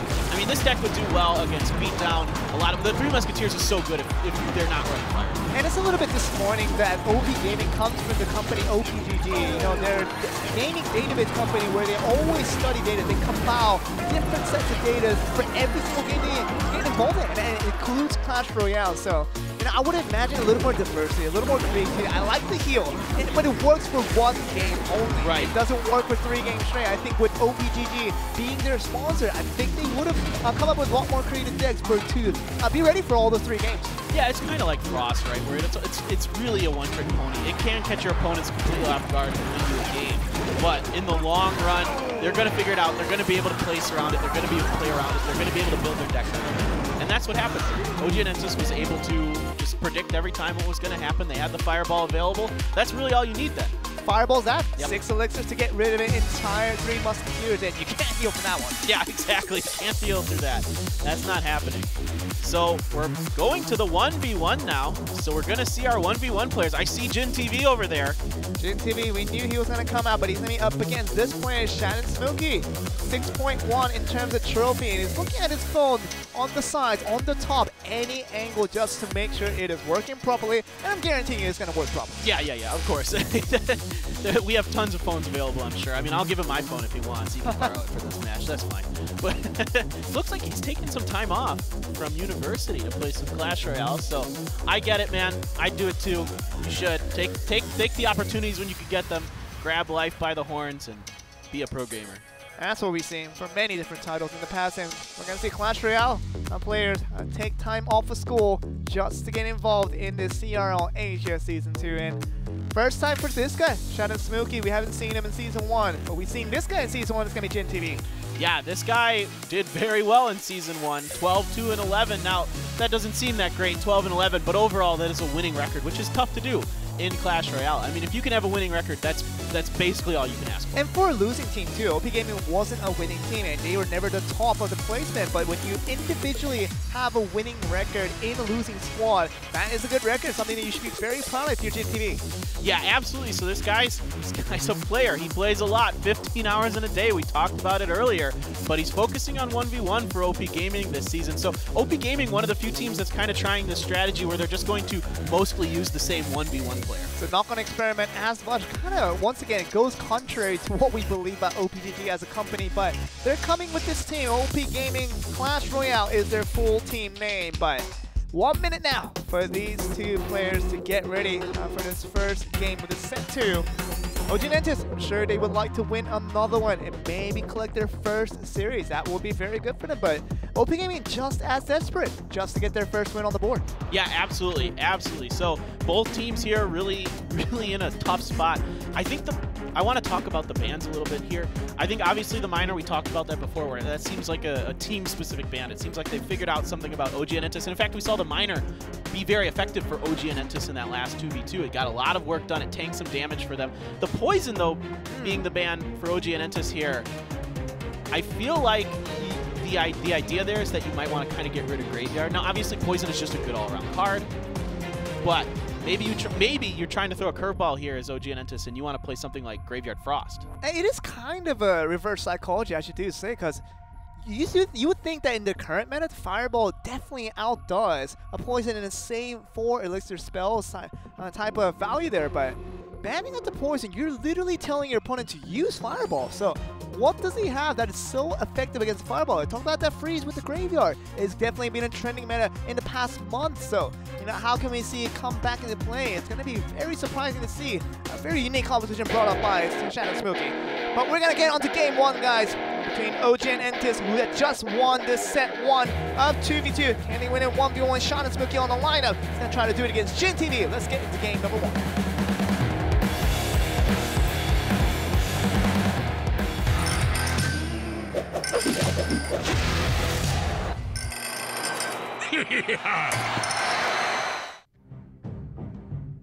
Shadow_Smokey versus Jin TV. Remember, Jin TV plays 15 hours a day. Go big or go home, Jin TV. I like it, man. You know, if you're going to be a pro gamer, you do have to play. You know, it has to be your work life. You have to play, you know, 40 to 60 hours a week. Fireball comes down right away to counter that elixir collector here from Shadow_Smokey. Now Jin TV has to be the first to make a player unless you want to leak some elixirs. Yeah, you know, we'll see what he wants to do. He's just holding on to it. The zap coming down from Shadow_Smokey. But Jin TV is happy to just sit here and leak elixir. Both players are at this point. You know, Shadow_Smokey realizes those elixir collectors aren't going to get the value that he was maybe hoping for. That poison ban, now you see why. He wanted to protect that elixir collector. But, you know, like you said, we still have the Fireball. Literally, if you're banning the poison, you're literally telling your opponent to play the Fireball. Yeah. You gotta have one of the big spells in any type of environment in Clash Royale. Talk about 1v1, 2v2, it doesn't matter. Yeah, you gotta have at least poison or Fireball, and it's gonna be one or the other. Yeah, you can kind of use lightning, but these days in the meta, the poison and the Fireball are the top 2 for sure. But now both players just happy to just sit on hovering this. over the Golem. Now okay, we're seeing it. Cheeky OGN! OGN. Both players have Golem. Yeah, they have Golem, and we see a cannon card. Thinking about it with Jin TV, but not going to send it quite yet. I think they're just going to wait for the 1 minute mark. Yeah, so we're seeing double Golem beat down. The wrinkle between the 2 decks being the cannon cart for Jin TV and the lumberjack for Shadow_Smokey. So we'll see what this all translates to. It seems like Shadow_Smokey going with a more traditional Golem beatdown deck with the Night Witch and also with the lumberjack from the back to support it, but Jin TV going with a little bit of a more of a July composition. Talking about that in the August, bring the cannon cart back into play with the Golem. Yeah, we saw the baby dragon in there as well. So will Shadow_Smokey have an answer for that baby dragon? Because that thing actually is sneaky. It does a fair amount of damage and it has so many hit points. Night Witch onto both sides, and now they're thinking of this next move. They both have the baby dragon. Would be a good counter against these bats coming in. Yeah, so both teams kind of doing the same thing. Okay, here comes that baby dragon. Will these units stay clumped up? Oh, yes, his own baby dragon of his own. Tornado comes down as well. Oh, that's a big tornado coming in, especially for that baby dragon. But the lumberjack is still hard at work, destroying these golems from the right side. But see the cannon card come in. Can he stop the cannon card? Yeah, so far this cannon card has been the difference between these 2 decks. He gets just a little bit more damage out of it, does Jin TV. So he comes out slightly ahead, right away drops the Golem and the Night Witch. Just a Night Witch so far from Shadow_Smokey. He's hanging onto that Golem for a second. Finally gonna get the Golem pretty similar in terms of timing, and we'll see what this all means. The cannon card back once again. The only difference between these 2 decks is literally the cannon card, and now the lumberjack ready to play. The cannon card went right onto the Night Witch, just took it right out. That is a huge advantage for Jin TV right now. Both players tornadoing at the same time. Oh, it doesn't go to the King's Tower. That's a big problem. You wanted to reach that King's Tower to open up. The Golemites will open it up, but it's gonna be in trouble. Now has the big trouble lead, and that's so much damage done on the right side. But look at the cannon card, finally connecting, and this might be it. 1 more is all that you need, but now you have the Fireball, you have the log. This is basically over. Yeah, the Fireball comes in, it's down to 54. He could just log it once it comes down. Baby Dragon, Mega Minion, taking out this Lumberjack. The Lumberjack just trying to get in a little bit of revenge damage. Does it. Here comes the Mega Minion. Down it goes. Nice game by Jin TV. Shadow_Smokey, he knew he had to get the job done with that Lumberjack, but it was Lumberjack versus the Kanekar. You talk about that last phase, the second push, that Kanekar sneaking onto the sides was targeting the Night Witch instead of the Golem. That was the big play you were talking about, and it made a tremendous play, not having a supporting unit from the back where it continues to summon back. That doesn't happen for the side of Shannon Smokey. Yeah, exactly correct. One of the difficult things to deal with when you're playing a beatdown deck like Golem or Giant is the units that are behind it. If you have Fireball or Log, sometimes you can take down some of those units. But OGN's going to take a timeout while we talk about this a little bit more. You know, you can have Fireball, you can have Poison, things like that to take it out. But a lot of times they're going to have a unit that you can't take out with just a Fireball or a Poison, something like Rascals or Night Witch, things like that. So what do you have to do? It's all about positioning them. Smart placement there with the Cannon Cart by Jin TV. I mean, you got to place that Cannon Cart in the right position. The only way to do that is by practicing 15 hours a day.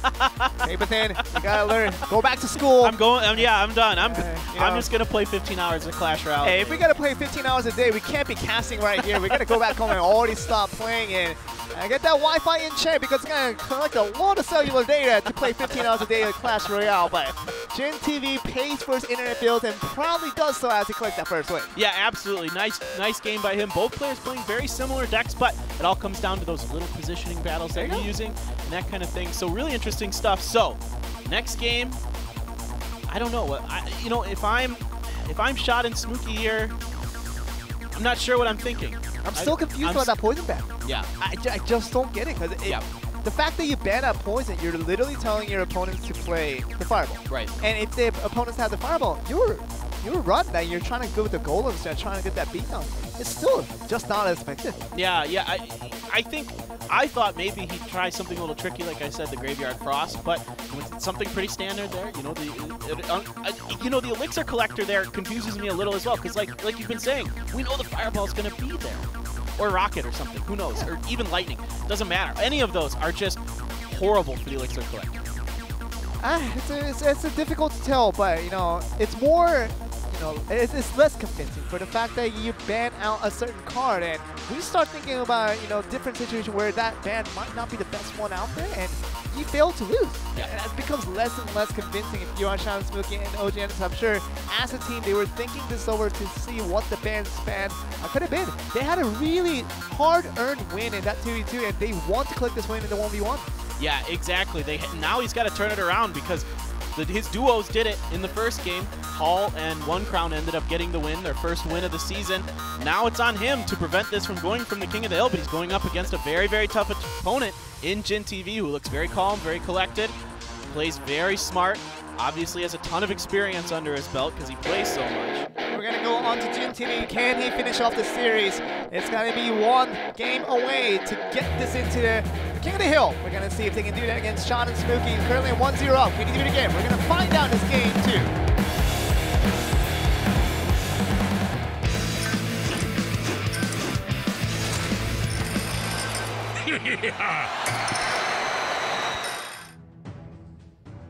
Here we go. Jin TV looking to make it a 2-0 finish. That would make it very, very proud for his own efforts that he always makes daily to make his game top of the line. Shannon Smokey is back again and seemingly just waiting for this minute mark once again. It seems like both players are leaking elixirs quite heavily. No first play to come about. So they're both waiting. That generally indicates they're both playing kind of heavier style decks. So maybe Shannon Smokey opting to go with the Golem Beatdown again, possibly just changing out the Elixir Collector for something a little different, possibly. Maybe OGN will give us the cheeky camera angle once again. I'm sure that will be very appreciated. But we're still waiting. Of course, the 2-minute mark will not result to anything. It seems like this kind of mood that we're having here, Paper Thin, is going to be, once again, a double Elixir 1-minute mark into that full push. Yeah. So both teams they're just going to wait. They're just going to relax. I'm kind of hoping OGN gives us that, like you said, the cheeky camera, just so I could see a little bit of what's going on. But it feels, there you go. It makes it feel like... Oh, you got it. Graveyard Freeze. Yep. So it's going against, Jin TV's doing the same kind of Golem Beatdown here, but the Graveyard Freeze coming in. And you would think that the Graveyard Freeze is something you want to start from the earlier parts of the game, but it's ever always a good thing for that graveyard freeze to make sure you wait to the end of the game. You're looking for that one push to finish it all. Yeah, well, I mean, what Shot and Smokey is probably going to do here is wait for that golem to come down and then immediately graveyard, and then wait for the freeze and do it, you know, for the Night Witch or something else to come in behind it. You know, at the Baby Dragon, whatever he decides to throw down. I believe I saw Fireball and Tornado. So he's waiting for that moment, I believe, is what he's looking for. Now, I agree with you, though, that I think he could have started before the Sun. It makes a lot more sense now. The Tombstone being planted down. Once again, the graveyard now shakes his hand. If you are Jin TV, now knowing this is going to be something far different than what he has previously expected. The freeze should come down any minute now. Ooh, a nice Tornado, though. Pulls the Valkyrie into the King Tower. And it's an absolute disaster if you are looking towards that side. When the King's Tower is open against a graveyard deck, you are now sweating very, very heavily here. Yeah, a decent push, but there's so much coming from Jin TV now. He has to use a defensive Tornado of his own. This Ice Wizard is not going to get it done. It gets fireballed. There's a ton of damage coming on the left turret and the right turret. The cannon card is connected. Card is going to be connecting and still doing a lot of damage here. It's going to be collecting it down. 753, even that Tornado does nothing to it. And we're looking to this now. 563 down, 457. The Baby Dragon gets dragged in, gets faster to the tower, and the defensive freeze means that it seems like Shadow Smokey has lost this game. Yeah, this is pretty much it. It's a fireball and a log away now, or just a fireball now. That's all he needs. There it is. Takes off his headset. That's all you need. Jin TV. Calm under pressure. You talk about seeing that Tombstone, and you know what that means. It is definitely not a graveyard. It's definitely not a golden push onto that same side. He knows he's going to go for that cheeky graveyard freeze on the left side, and he was completely ready for that. I would have liked to have seen Shot and Smokey do that graveyard freeze push on the same side as the golem. I think that would have been a little smarter. Well, you're just going to need to buy yourself more time at that point, because you're going to, if you catch that golem and then like the Baby Dragon into that freeze, then maybe and he doesn't have that Valkyrie that gets pulled in that activates the King Tower, it at least buys him time.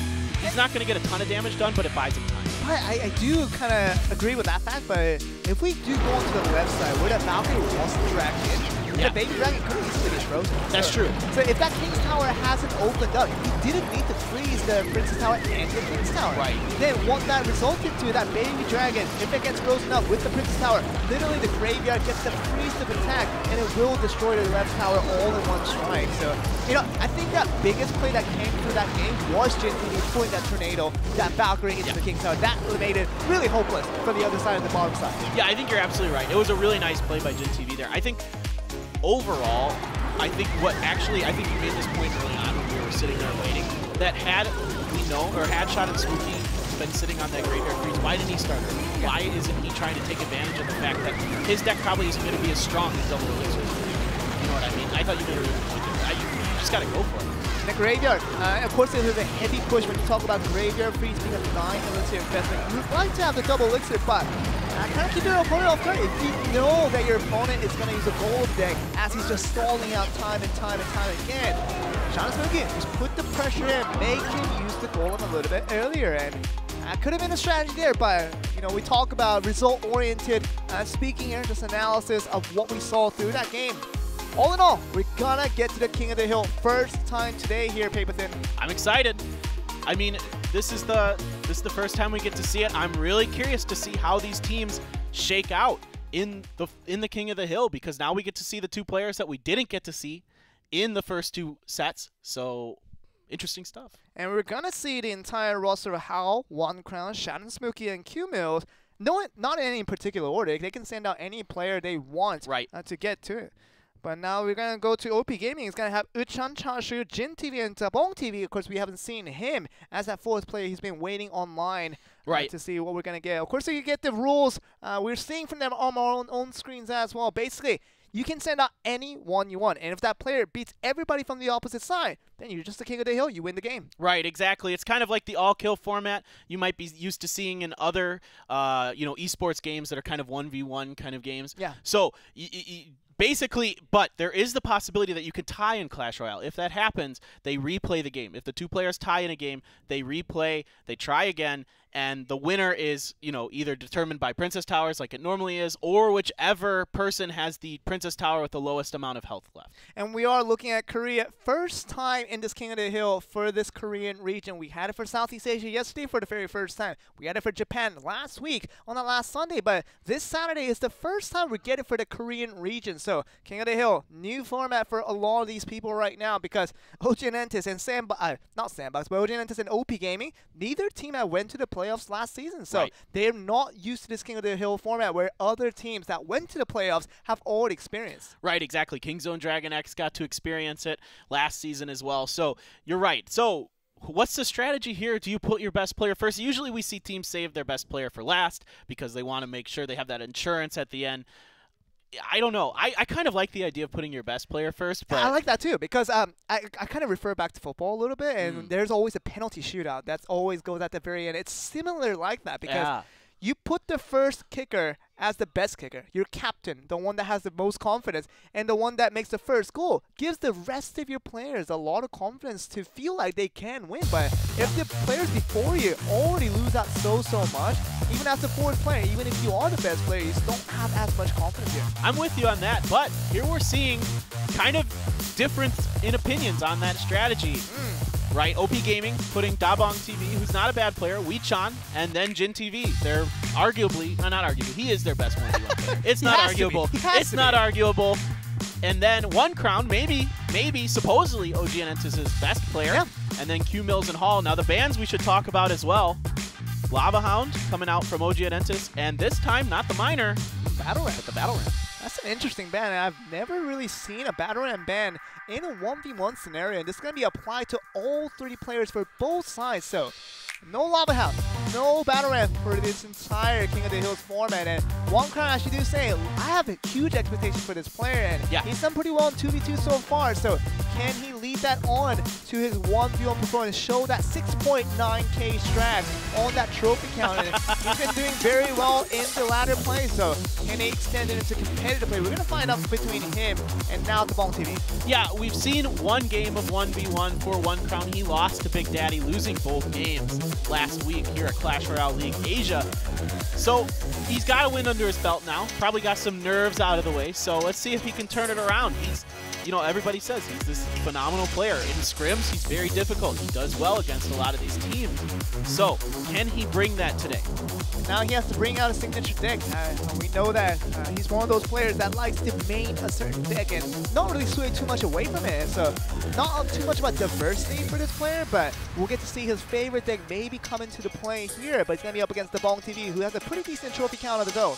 Yeah, Dabong is a very strong player. We've seen he's gotten 2 and 4 in 1v1 so far this season. So he hasn't won, but he's at least been able to win a game or 2. So he's got a little more experience here than does his opponent, One Crown. Can he bring that together? Can he make this work? Now, the Lava Hound ban, that doesn't necessarily eliminate the balloon. You could do minor balloon, because the minor hasn't been banned this time either. That's a favorite deck of, you know, especially Mika Boya. Really yeah, minor poison into the balloon. That's something that's always been used in the past. And now we're looking at Dabong TV. He likes the Expo. He likes the Bowler. All these are from July. That's old meta for you right there. It's not applicable anymore. But we're going to see what that means, especially with the Battle Ram ban. You're not going to have too much of the charge units from the bridge, so no bridge spam, it seems like, for the time being. So One Crown, I'm super excited for him, see what he can do. Yeah, definitely. So they get 3 minutes to prepare here because this is King of the Hill and they're seeing these bans for the first time. Yeah, One Crown, we'll see. I mean, he supposedly likes Goblin Barrel a lot. Will he go for that? The Bowler, if Dabong does decide to go for that, we see that be used in Graveyard Poison decks more than anything. So if he does like that card, that's what we expect to see it in. We haven't really seen the Bowler in too many other types of decks.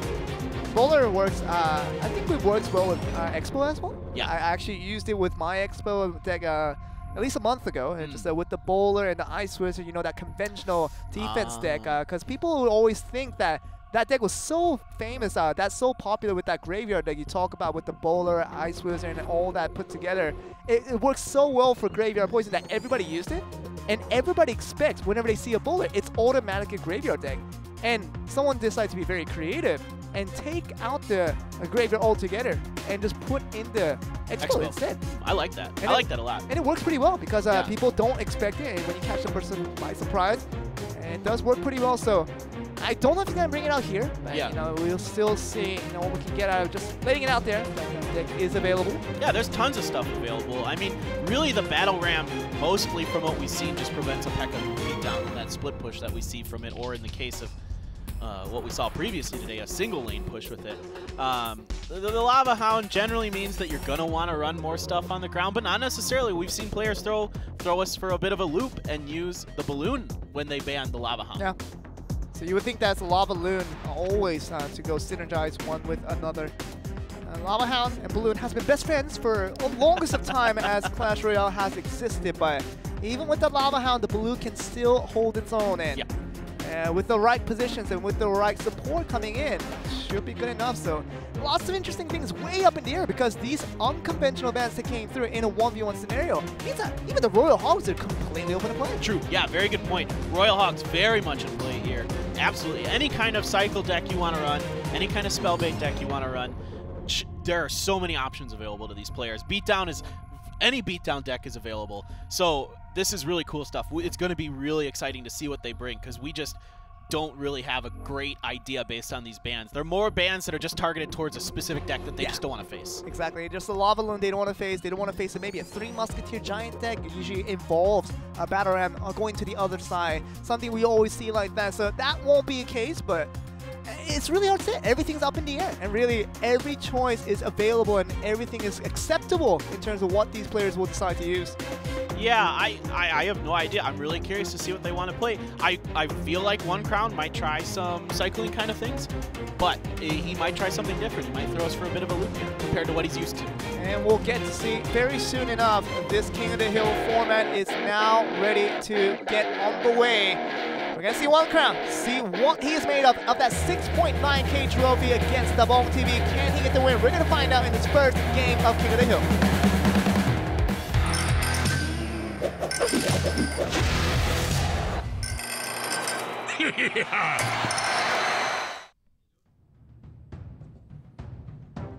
One Crown versus Dabong TV. Super excited to see what we're gonna get. Oh, now we're seeing this. This is the Royal Hog deck. I guarantee it. You see those Spear Goblins and you feel it in your bones. Spear Goblins, that it already tells us it's gonna be the Royal Hog with the bats, and it's gonna be the Mega Knight as the finisher. Ah, yeah. Could be, yep, absolutely. I use this deck all the time. It's a very, very good deck. Yeah, Valkyrie coming down, but the Tornado comes to pull those into the King Tower and activate it. Still a fair amount of damage coming from those bats. Yeah, that doesn't matter. It's all about the Mega Knight. Can it charge to the tower? That's going to be the big story here. The Zap doesn't get to the Ice Wizard, but it's going to retarget it just to make sure the Zap does come through. Man, those Zappies do work on the Valkyrie. It just does not allow us to get there. Told you. I never doubted you for a second, Joel. I play this deck all the time. Very, very fun deck to play. I don't have a flying machine in there. That's a little bit new. Something very creative. And that is not a very efficient log there. That just takes the flying machine. The flying machine. The flying machine doing so much damage. And 670 down to 528, down to 386, down to 244. That's when a flying machine is left alone. 1,500 damage. No problem whatsoever. Oh my God. How many times have we seen that today? The flying machine comes in, left alone for forever because you're just out of elixir. It really is, and you're so lonely if you're that Valkyrie that has to defend against the Spear Goblins. Now you have nothing against these Royal Hogs. Yeah, he doesn't have anything to answer this. He's just sacking that tower. He knows he can't really do anything for it. This King Tower is going to take a bit of damage here, though. 3 Hogs left alone on it. There's nothing to scoff at. Oh, this is a desperation defensive effort. If you're One Crown, this is a disaster. The Tesla for the remainder, not even the entire squad of Royal Hogs, is not the best there. And even that Rocket now cycling the Rocket, just desperation at its peak right now. Yeah, this was a control deck, more or less, from One Crown. He's trying to protect, and he just wasn't able to get it done. There's just too much coming from Dabong TV here for his deck to deal with. He's got to put that Tesla down his defense. The Fireball taking out the ice was another Tesla coming down. He's trying to distract that Mega Knight, but oh no. And the Mega Knight will charge in, and we'll get almost a second charge in, but the Ice Wizard distracts it in time, slows down the attack speed. Okay, so this isn't over yet for One Crown. If he can get a few more hits in on that Princess Tower, he's got Rocket available as well, but there isn't a lot of time left. There's only 20 seconds left. Machine.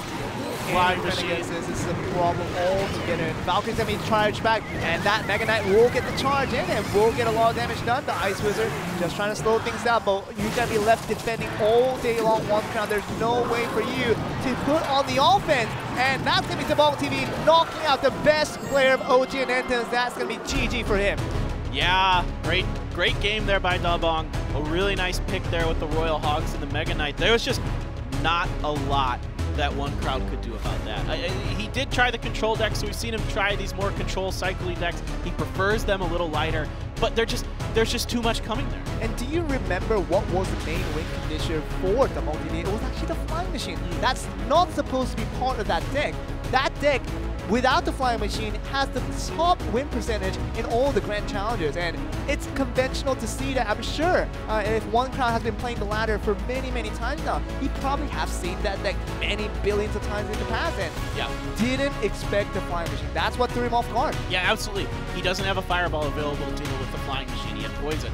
He doesn't have a lot of anti-air. I don't even think he had a Mega Minion in that deck. No.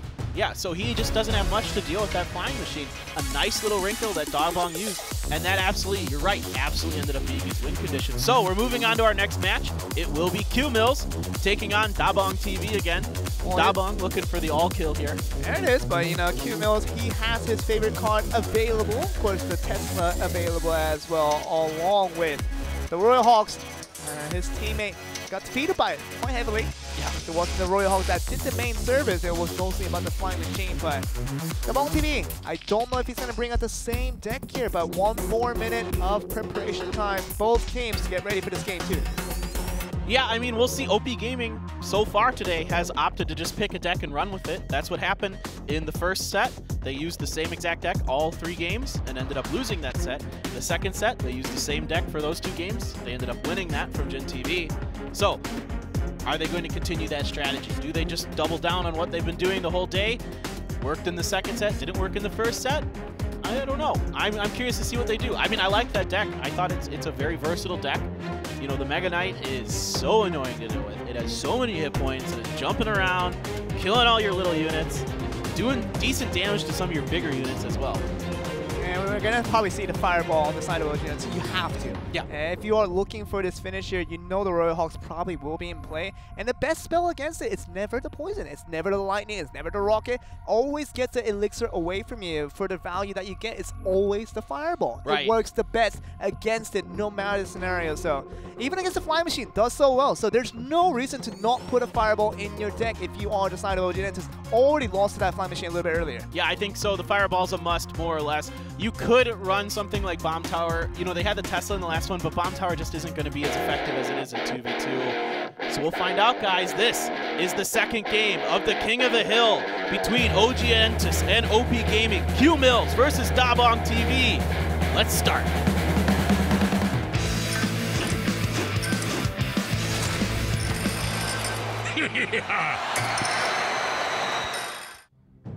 And really, we were talking about theories of which player to stand out first, right? Which player to stand out last, and your theory was put out the best player for last, and I think it's working out for OP Gaming here. Yeah, exactly. I mean, you can go either way, and I think both are valid strategies, because you could just have your best player just all kill the whole team. Yeah. No one even needs to come in and do anything else. But in this case, you know, who knows for sure if One Crown is their best player? That's what we've been hearing in these interviews, that they feel like he's maybe their most skilled player. But so far in the 1v1s, he hasn't had any success.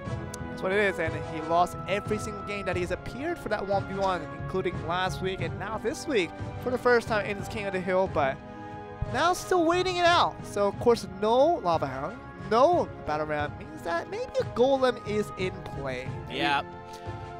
You feel it when they wait like this, right? Yeah. That there's got to be a heavy beatdown coming. It's like when you see that Spear Glomming on that bridge, you knew exactly what that was going to be. But the Giant is going to be the play here. We might just see the 3 Muskies here. Oh. Can we get a defense? Oh, that's a little bit late. Oh, that's no. Zab. That's the wrong Zab. You got to summon.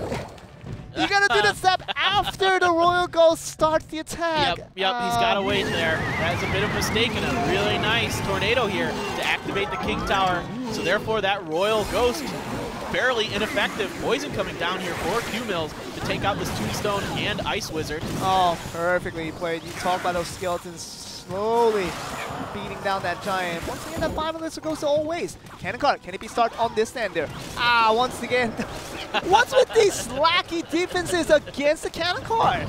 The cannon cart proving to be this bridge spam unit that's working very well. Usually we see it behind pushes, but today they've kind of figured out a new little trick with it. Well, there's a reason why it's getting nerfed now. I mean, you can see that the 5.5 tiles over to 5 tiles is going to be the change here, and very understandably so. Going for the cheeky play once again. Ooh, the graveyard coming in this time with the cannon cart. The cannon cart gets stopped early. Freeze. No, I don't. Poison? Maybe? Nothing? Doesn't need to spend. He doesn't feel like he needs to. He got a fair amount of damage out of that. I think if he knew it was the Royal Ghost, I think he would have used the freeze if he hadn't. So I'm thinking it's the poison now. Yeah, that could be. The giant coming up the right-hand side. Another strong push here. Oh, the cannon carts. Oh, the one cannon cart gets onto the other. This is really bad. Q-Mills. Skeleton going so strong on this one, and we did expect there was a poison on the defense end this time around. Q-Mills tries to make sure that nullifying the graveyard is a thing. Yeah, a little bit of damage still coming in from that graveyard, but the Night Witch placed to prevent that cannon from getting into tower range. This giant is not going to make it onto that right-hand tower. So the giant beatdown struggling to make it into that tower range so far. We haven't even seen him get a swipe in yet. Giant cannon cart is the winning strategy from him here. 1174, it's going to be once again nullified, but the Valkyrie will get a couple swings here too. Almost got that second swing, but does get zapped away here. Yeah, so a little bit more damage coming in. The Valkyrie swing doing most of the damage in that push. Strong defense, but another giant coming down, followed by the cannon cart. Mega Minion to do some damage, counter Mega Minion. And the cannon cart is going to be reaching in here, trying to get the damage through, and the Tombstone just in time. Oh, very, very close on that cannon cart, almost reaching the tower there. Q-Mills is going to have to find another way to get some damage done. These giants just are not getting there. Poison coming down. We still haven't seen Dabong TV's last card. We haven't really, just waiting for that last minute, seems like, just to go for everything here. Night Witch supporting the giant now, and we'll see what we get from this one. Probably Tombstone ready to go. And the Ice Wizard is ready now. The Tornado just pulling things back, buying some time here. And that gets the cannon cart to focus onto the Night Witch. A huge thing to have happen there, because that giant's already pretty weak, and that prevents a lot of damage. Yep, good Valkyrie too. Yeah, exactly. And that's going to be the point. The graveyard, and still the poison nullifying the damage, but not to the fullest here as it's slowly getting the damage. Cannon cart! Oh no, the cannon cart! Oh, Q-Mills, you knew you had to see that coming. Oh my goodness, ever since that first push onto the right side when that cannon cart got the freest of damages, the cannon cart really hasn't appeared anywhere offensively for the entire time. Everything was on defense. Yeah, really interesting stuff there with the cannon cart usage. We haven't seen that a lot. Generally, where you just drop it on the bridge and let it go. It works. It's 5.5 tiles. It's it attacks from so far away. Yeah. It's like the sieging back from StarCraft. That's what we're looking at here. It is so strong. It almost has the same range as the Royal Giant. It's just a little shorter, actually. It is, yeah. Just a little. It might be this. No, it's just a little shorter. Yeah, it is a bit shorter. Yeah. But geez, it's crazy. Both players were doing it, but then eventually, you know, Dabong was just kind of slowly getting ahead because that giant just wasn't able to do anything. The freeze, the tombstone, couldn't get through. He was waiting for Hal to put in that all-in on the right side, the giant, the Night Witch, everything, even the cannon card just for offensive usage, onto that right side, hoping to break through the defense. But he has no more elixir left. That cannon card comes to put in the left side, 5 elixirs, and 1 elixir is what I saw from Q-Mills on that instant, and basically no way to defend against that. Exactly correct, yeah. We never even got to see Dabong TV's last card. I thought it might be Rocket, just because I'm like, well, he's just waiting, he's just chipping this tower down with Graveyard. Maybe it's Rocket, maybe it's Fireball, I don't know. We never got to see. Who knows? He didn't even show Poison. He didn't show Freeze. Yeah. With a Graveyard. Yeah. What could happen? It could have been Freeze. That's true. Yeah. What could even happen? I mean, for that time, I think that Freeze would have been valid, and he didn't use it. Yeah. So I thought it was a Poison, and he never used the Poison. No, he didn't need to. I guess because that Poison came from the other end. So yeah. It's like.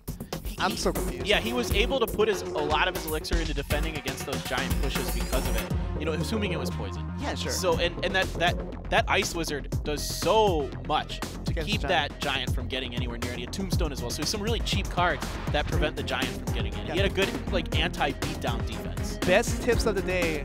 When you're beating against, when you're playing against the really heavy cards, talking about the P.E.K.K.A, talking about the Golem, and talking about the Giant, realize what their biggest weaknesses are. It's the movement speed that's really, really slow. When you get the Ice Wizard to make that even slower, you're doing yourself a lot of value with that 3 elixir. Yeah, and it also reduces attack speed for like P.E.K.K.A and other of the big units like Giant that. as well? Yeah, drives me nuts. Everything. Yeah, drives me nuts when I'm playing my Royal Giant deck.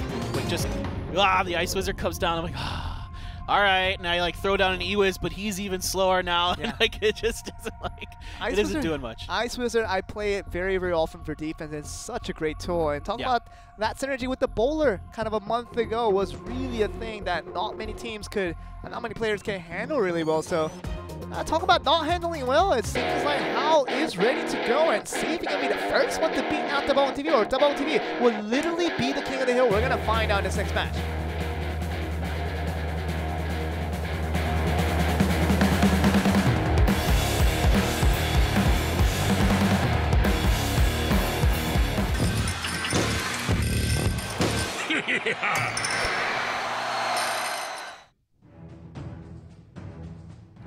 Maybe just raising up his hand. Understandable. You're feeling pretty good after 2 epic wins right there. Royal Ghost. So that could indicate a couple things, right? You see another Giant beatdown, but generally you see it with P.E.K.K.A. Usually you like to see this. What this means, Royal Giant. Maybe not the thing here, but good Fire Spirit to get rid of. Yep. Okay, it is the Giant beatdown this time. So a very similar deck to what we just saw. All going with this. Will it be something like Miner to come in here as well? They really like the Miner card. You don't often see that the Mega Knight coming down. It's a Game 1 deck. Yep. But this is a little bit different with a bit of a twist with the Tombstone and the Valkyrie there as well. So it does have that Mega Knight with the Royal Hogs. Yeah, so we'll see what other cards he's got back in the pocket there. Will it be another Flying Machine, which proves so valuable? Royal Ghost doing some work against that Mega Knight, though. No, I don't think he has the Ice Wizard if you're Double TV. And yeah. Oh, you're just gonna Snowball? What? Wait, you have nothing? Yep, nothing again. Wait. Why? Whoa. I'm confused. What else? Hey, maybe he had an awkward cycle. I mean, that's the only explanation I can get. You can, but I'm curious what their other 4 cards were in that cycle. Okay, a Magic Archer. Okay, that's not as strong. We're looking at this Magic Archer trying to break through the cannon card. As long as he can break it before it crosses the bridge, yes it does. So at least mission accomplished for now, but 12:48 on the count is not something you're going to be looking for if you're on the side of Double TV. Yeah, another push coming in from Hall here. Double poisons going down. Offensive one for Hall, a defensive one for Dabong. I think Double TV is really missing that Ice Wizard altogether. Look at that Giant hitting one single punches after another. 3 punches hits it down to 399. And Royal Hogs. Oh, Graveyard. Okay, wow. A lot of win conditions in this deck. So this has got to work. This push has to work. Okay, the Magic Archer is hitting the tower there. This is so smart. Yes. This is very, very good. And the Mega Knight does reach in. And the snowballs to knock it back. This is going to re-target the Mega Knight. Brilliant play. Talk about if it was just going for the Night Witch, it would not have gotten to the tower. Yep. And that brilliant challenge snowball, that 2 elixir to change the game now. Yeah, now we see where the snowball is in effect. Now we're seeing it. But another Giant push coming here from Hall. Dabong TV doesn't have much to stop it. Just one swipe from the Giant and down it goes. Dabong has to try to take down this other princess. He's got this poison. It should be fine. Oh, the cannon card. Oh no, the cannon card. Nothing for this. Oh, the Royal Hogs for defense. Royal Hogs for defense. Let's go. The Magic Knight is here. Okay, good job of taking that through it. Yep, the snowball to take down the first princess tower there. Oh, the Giant in the pocket and a poison to cover it. Okay, you see the mega minion. See the mega minion. Enemy stopped here. Valkyrie is there, but not good enough here. Yeah, a lot of damage. A lot of damage. Not much damage on the King Tower for letting that push go through by Dabong. Will he use the Graveyard? I don't think so. He's just going to wait for another turn here. And yeah, he's waiting for that Mega Knight. He's waiting for the Mega Knight. Waiting for the Mega Knight. Go for it. It's just not going to be enough. That's it. That Giant's going to get a couple hits in. A valiant effort by Dabong takes down 2 members of OGN ENTUS, but goes down in Game 3. But if you watch that game, you're kind of left a little bit wanting. You're kind of left a little bit more to desire from Dabong TV. I think it could have played a little bit better. I think it was maybe a little bit less focused in terms of kind of taking away a lot of damage, especially when that Royal goes to a little bit earlier in the instance. There's many things that he could have done better to maybe finish off, maybe even Hao to go for that 3 wins in a row. But Hao, very nicely done, and he does pick up that win. Now he's looking to be the king of the crown. Yeah, credit to Hall. He played a very good game there, doing a great job using that giant, placing it in the pocket, making it, realizing that, you know, Dabong didn't have a lot to defend that quickly against the giant. Now, I think Dabong's biggest mistake in that game was when he overcommitted to the defense of his first Princess Tower that went down. He dropped that Mega Knight there, and that ended up being kind of pointless. And that Mega Knight didn't do anything to help him get close to being able to take down the King Tower. It just charged into the giant, but you know, when you're the Mega Knight trying to destroy a giant, that's not the right formula for success. And we're gonna look at Uchan. Hopefully he does a little bit better with less mistakes. Of course, his teammate did very well to knock out 2 of the members of his opponents, but still, we're left a little bit wanting, and maybe Uchan will bring the supplement of what we didn't see out of Dabong in that previous game. Hopefully, he can show us a little more here. Yeah, he's been mostly a 2v2 player, so now they have to use him for 1v1. That's kind of the way the new rules work, right? If you are playing in the 2v2, you're going to end up most likely playing in the King of the Hill, unless one of your teammates just runs over the other team, like almost happened with Dabong. Dabong going over to talk to him, give him a little advice there, saying, yeah, I could have won that game. Maybe I should have. But, I think if he had Ice was there, I was really hoping to see that, because that was so strong in that second game, against Q-Mills, when he had that Ice Wizard to slow down those giant pushes. So, again, we're seeing interesting stuff here from both teams where they're okay with just using the same decks multiple times in a row. They're not constantly switching it up. So I think that's kind of fascinating. Dabong giving him a little bit of a massage there. Telling him, don't make the mistakes that I made. That's what I was telling him. You can do it. And don't worry if you can't, we got Jin TV coming next. There you go. You know, whatever it means, Jin TV, the final boss waiting in the sidelines for OP Gaming. Will it get to Jin TV though? Because it seems like they're not too far away in terms of beating out the entire side of OGN ENTUS. We'll see what happens here. Yeah, game 4 of the King of the Hill begins now. Weechan versus All on the line for OGN ENTUS. Guys, exciting stuff. Let's get going.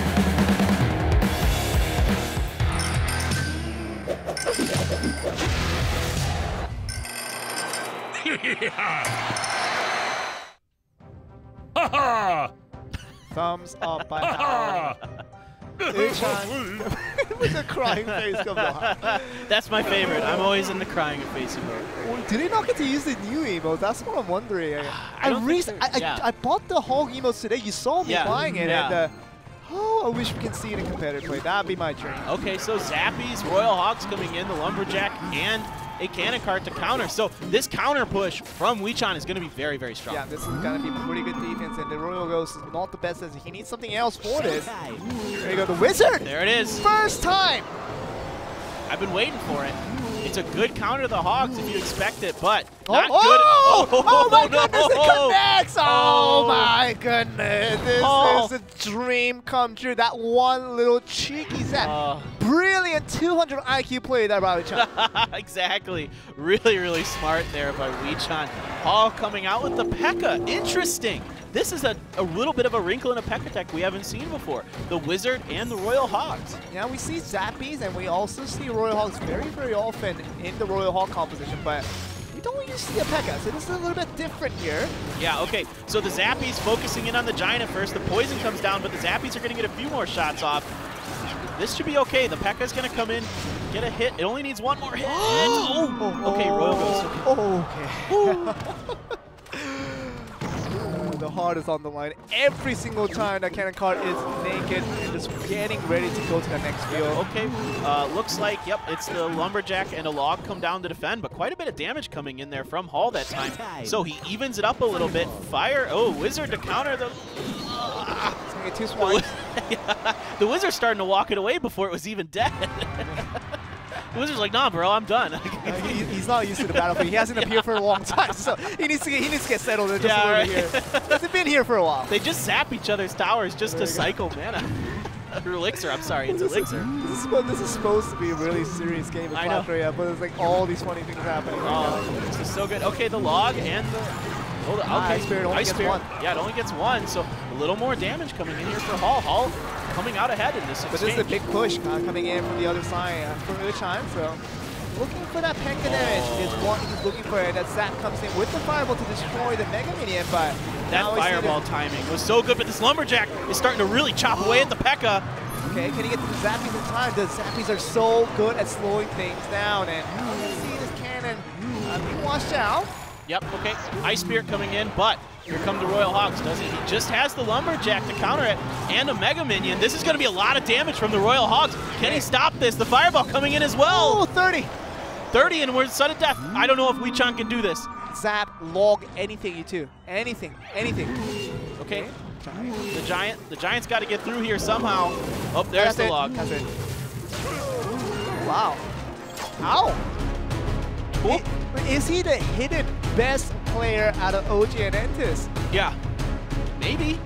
Hal was really bad, as I remember. I don't remember him being this good. The poor guy. No, I know. I think he's mostly been, what, a 2v2 player, right? And he's been in the 1v1 many times in Season 1, and he's lost many games. Oh, okay, so he wasn't that strong. Okay. Maybe he's transcended. Maybe he's gone another level. Maybe he's playing 15 hours a day like Jin TV. Maybe he's playing 16 hours a day. That's the way you beat Jin TV. You're going to go up against this guy later on, and Jin TV is going to be the last opponent on. And if OGN wins this one, if Hal beats out Jin TV, it will be a reverse sweep in a completion. Yeah, it all comes down to this. This is really, really exciting stuff. They win the first 2 games, does OP Gaming. Next, OGN ENTUS turns it around. Hall wins 2 in a row as well. They look worried. OP Gaming looks genuinely worried. Yeah, they should be. Hall looks really strong right now. He's playing very, very good. And, you know, Wee-chan, he had a little bit of opportunity there, but that last push from the Hogs, he didn't have much to deal with the Hogs is what it boiled down to. He had Lumberjack, Mega Minion. It just wasn't enough to deal with the you know, the fact that there's 4 Hogs. Not a lot of AoE damage. So we're gonna go with Jin TV, the last opponent in line, and it's gonna be match point for either of these teams. And whoever wins this entire series altogether. It's been a long period. I think about an hour and 17 minutes to get this series underway, and we're still not done. Yeah, this has been a grueling match between these teams, the longest it possibly can go. Will we see Jin TV fall back to his Golem Cannon Cart deck that worked well for him against Shot and Smooky in the second set? Or was he got another deck for us? Well, Hal's been working pretty well. He's been everything's been connecting in terms of countering your opponent's deck. Hal has got it connected for now, and you know, 3 for 3 would look very good for him, as he hasn't really lost a single game yet in terms of this King of the Hill format. Coming into this now, looking like he wants to defeat Jin TV, the guy that has practiced 15 hours a day. Will he do enough? Or will he be good enough to beat him out? Because Jin TV, winning is important, but his pride is very important as well, as he has a repertoire of having worked so hard to his success. So he has to win this one, so can he do it? I only have 10 seconds before we find out. Yeah, absolutely. Looks like One Crown's over there giving some advice to Hall, coaching him up. Dabong and Jin TV, veterans, so to speak. They've both been around for a long time. This is a really interesting team, OP Gaming. They're much older than a lot of the other teams. I mean, 2 of their players are 28, right? Dabong is 28. Chasyu is 28. Wee-chan is 33. Guys, this is the final game. OGN ENTUS versus OP Gaming. It all comes down to this. The final match of the day. Who will go home with the victory? I can't wait. Here we go.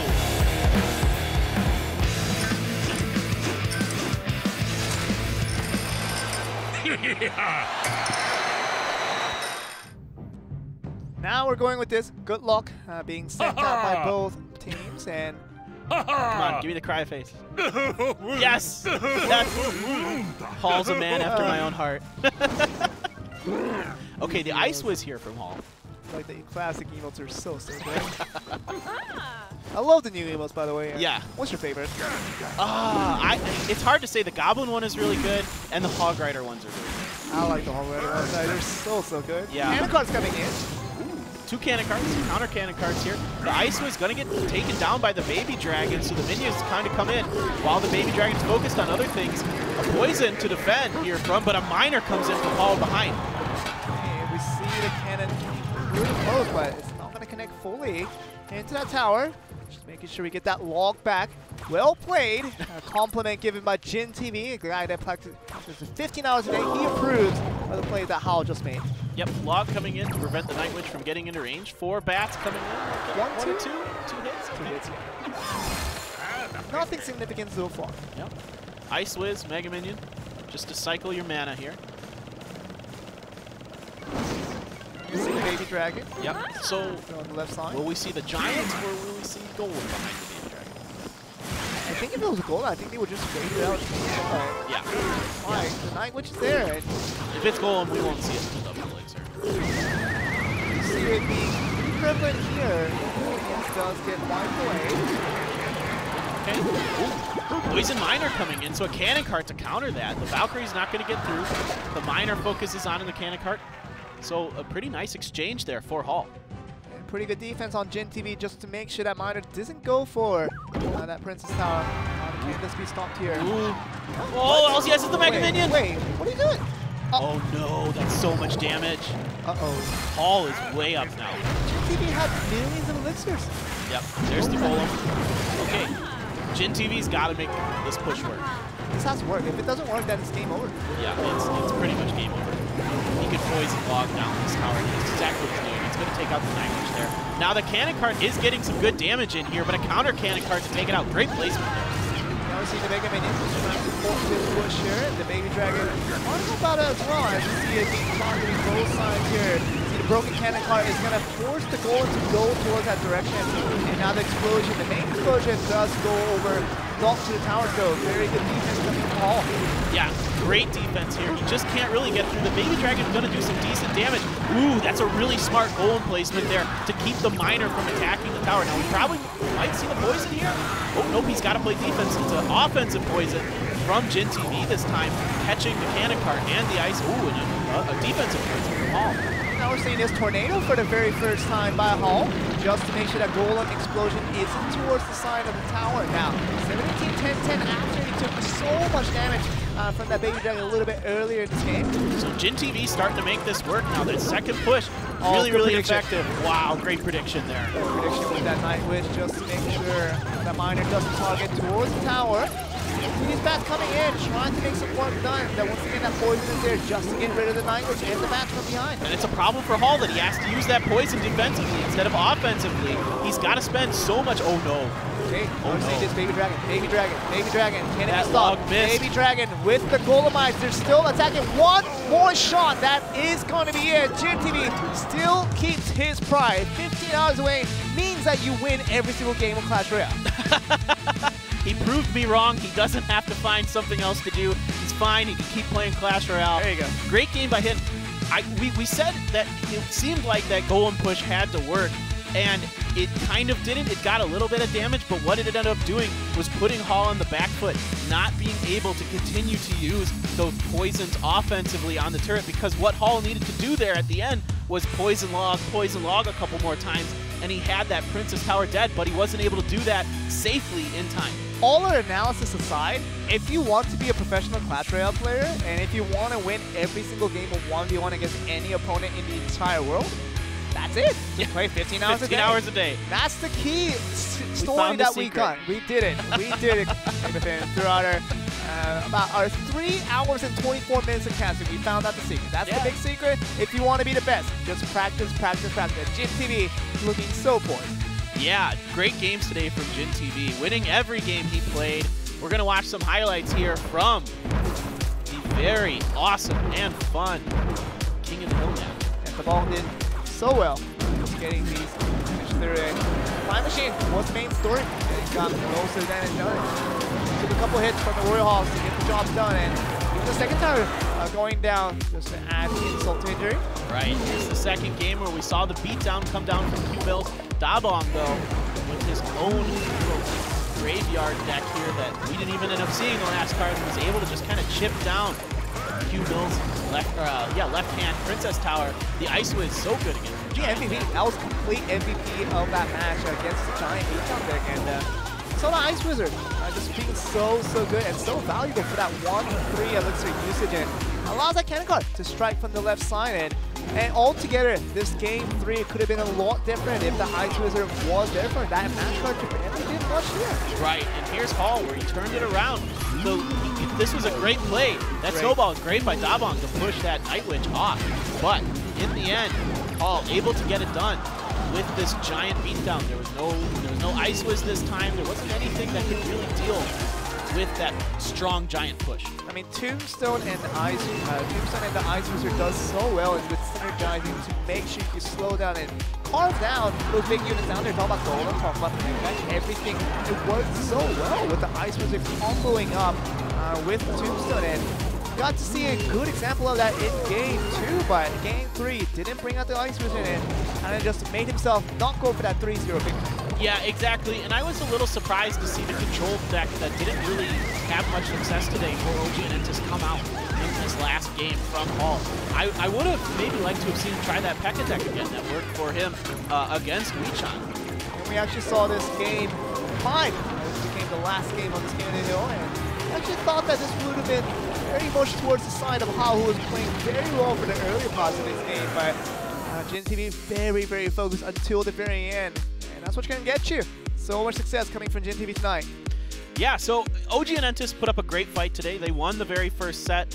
They ended up getting taken out in the second set and almost came through in the King match. But here's our interview.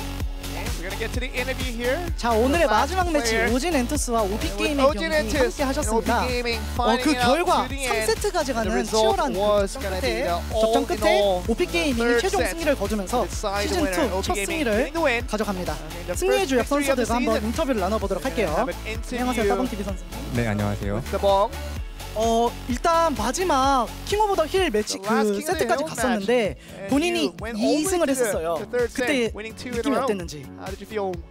지난주 때 제가 1대1로 나가고 집에 돌아갔는데 새벽 5시까지 잠이 안 와가지고 너무나도 슬펐습니다. 그래서 이번에 팀 오브 힐 나가면 반드시 잡아야겠다는 생각으로 경기에서 2세트 다시 있었던 것 같습니다. 네, 오늘 첫 승리는 혹시 예상을 하셨나요? 소감 한마디 해줄 수 있을까요?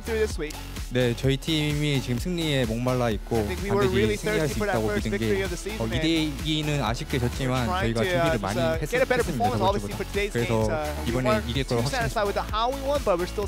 마지막 5번째까지 가는 이제 경기 접전 끝에 승리를 거머쥐었는데 사실상 그 진TV 선수까지 오게 될 거라고 생각을 했었나요? 진TV까지 갈 거라고는 생각은 못했는데 제가 마무리할 수 있을 줄 알았는데 상성도 좀 밀리고 성패도 좀 안 좋아서 밀렸던 경기여가지고 아슬아슬했던 것 같습니다. 그리고 이제 팀 내 진TV 선수가 굉장히 연승량이 많다고 들었는데 본인의 연승량은 어느 정도인지? 저는 이제 저녁 시간에 주로 7시부터 12시까지 한 5시간 정도 연습을 하고 진TV 같은 경우에는 들어갈 때마다 접속을 했기 때문에 아마 연승량에서는 진TV 선수가 많지 않나. 그리고 개인적으로 궁금했던 점이 이제 첫 번째 세트에서 힐 마법을 쓰면서 굉장히 특이한 덱을 구사했었잖아요. 그 덱의 전략은 어떤 선수가 짰는지 한번 얘기해 줄 수 있을까요? 그 덱은 일단 OGN에서 이제 무조건 스펠이 파벌 대신 투독을 들 거라는 이제 코치님의 말과 그리고 주장이 괜찮으님이 이제 무조건 우리 힐 들으면 이길 수 있다 이렇게 확신을 했기 때문에 그 덱을 준비해서 나가서 역시 전략가라는 생각이 들 정도로 굉장히 전략 분석을 많이 하는 OP 게이밍 팀인 것 같고요. 이제 해외 팀과의 경기가 시작이 됩니다. 각오 한마디 해주세요.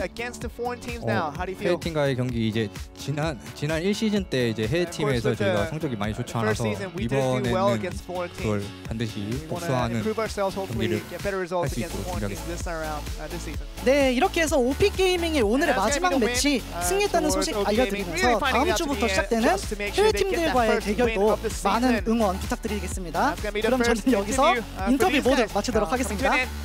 See the end of these guys and doing very well to collect the first win here, Pavilion. Yeah, absolutely. GenTV showing to be the alpha go of Clash Royale. The guy is a monster. He practices so much and it's really coming through. He's looking really strong. I expect going forward for him to kind of be one of those players that we see take that step and be one of the best 1v1 players in Clash Royale League Asia. And it really needs to be, because OP Gaming needs a lot of help to collect more and more wins, not just in Korea but abroad as well. As soon as they start facing up against these Southeast Asian teams, against these Japanese teams starting from week 3, OP Gaming is going to require a lot of help to make sure they get a lot of success. But this is going to be the scoreboard. Once again, just like yesterday, it is going to be all towards the right side. The red side gets the win. It is completely rigged. We see Sandbox winning 2 in a row. OP Gaming wins on the right side. Only if OGN ENTUS will have the red side for any of their games. That would have been their first big game victory of the season. Yeah, exactly. So pretty funny that we're seeing the red side be the good luck side. Maybe there'll be a bit of a curse or a jinx coming with that in the future. But these are our overall standings so far. Sandbox comes out ahead. They topped KingZone DragonX in their matchup, so they're 3-0. KingZone 2-1. OP Gaming getting the win over OGN ENTUS. They're 1-2. OGN ENTUS 0-3 so far here. A disappointing start to Season 2. And just to get the 3 games out of the way for all the regions now, we'll get the ones for Japan tomorrow, and that'll be exciting just as much. But Sandbox coming out on top as the best team in Korea for now. But we are going to move on to Japan tomorrow, Sunday, 7 p.m. Korean Standard Time, just as always. Just tune in at the same time as you did today, and you'll be catching up back with us to catch the Japanese action with Honda Sports and Detonation Gaming very much in the highlight with GameWith and 5 Game playing 1 match. Yeah, exactly. Ponos only played 1 game last week. They lost against GameWith, so they're looking, our Season 1 champions, they're looking to turn it around and get it done.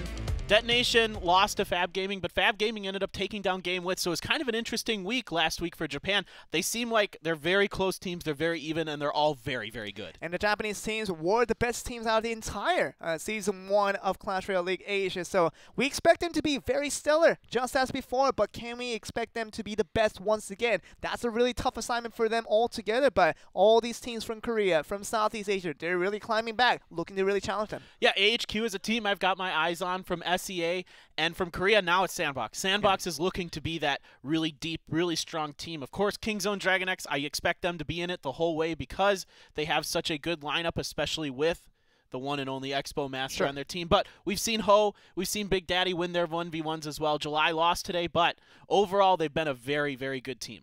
And we'll see what that all accumulates to. We'll get that from week 3, obviously. But this is our time to say goodbye, guys. It's going to be the closing for this broadcast. Thank you guys for joining through this long, long broadcast. And we'll be back tomorrow for the Japan action for more Clash Royale League Asia tomorrow. We'll be back.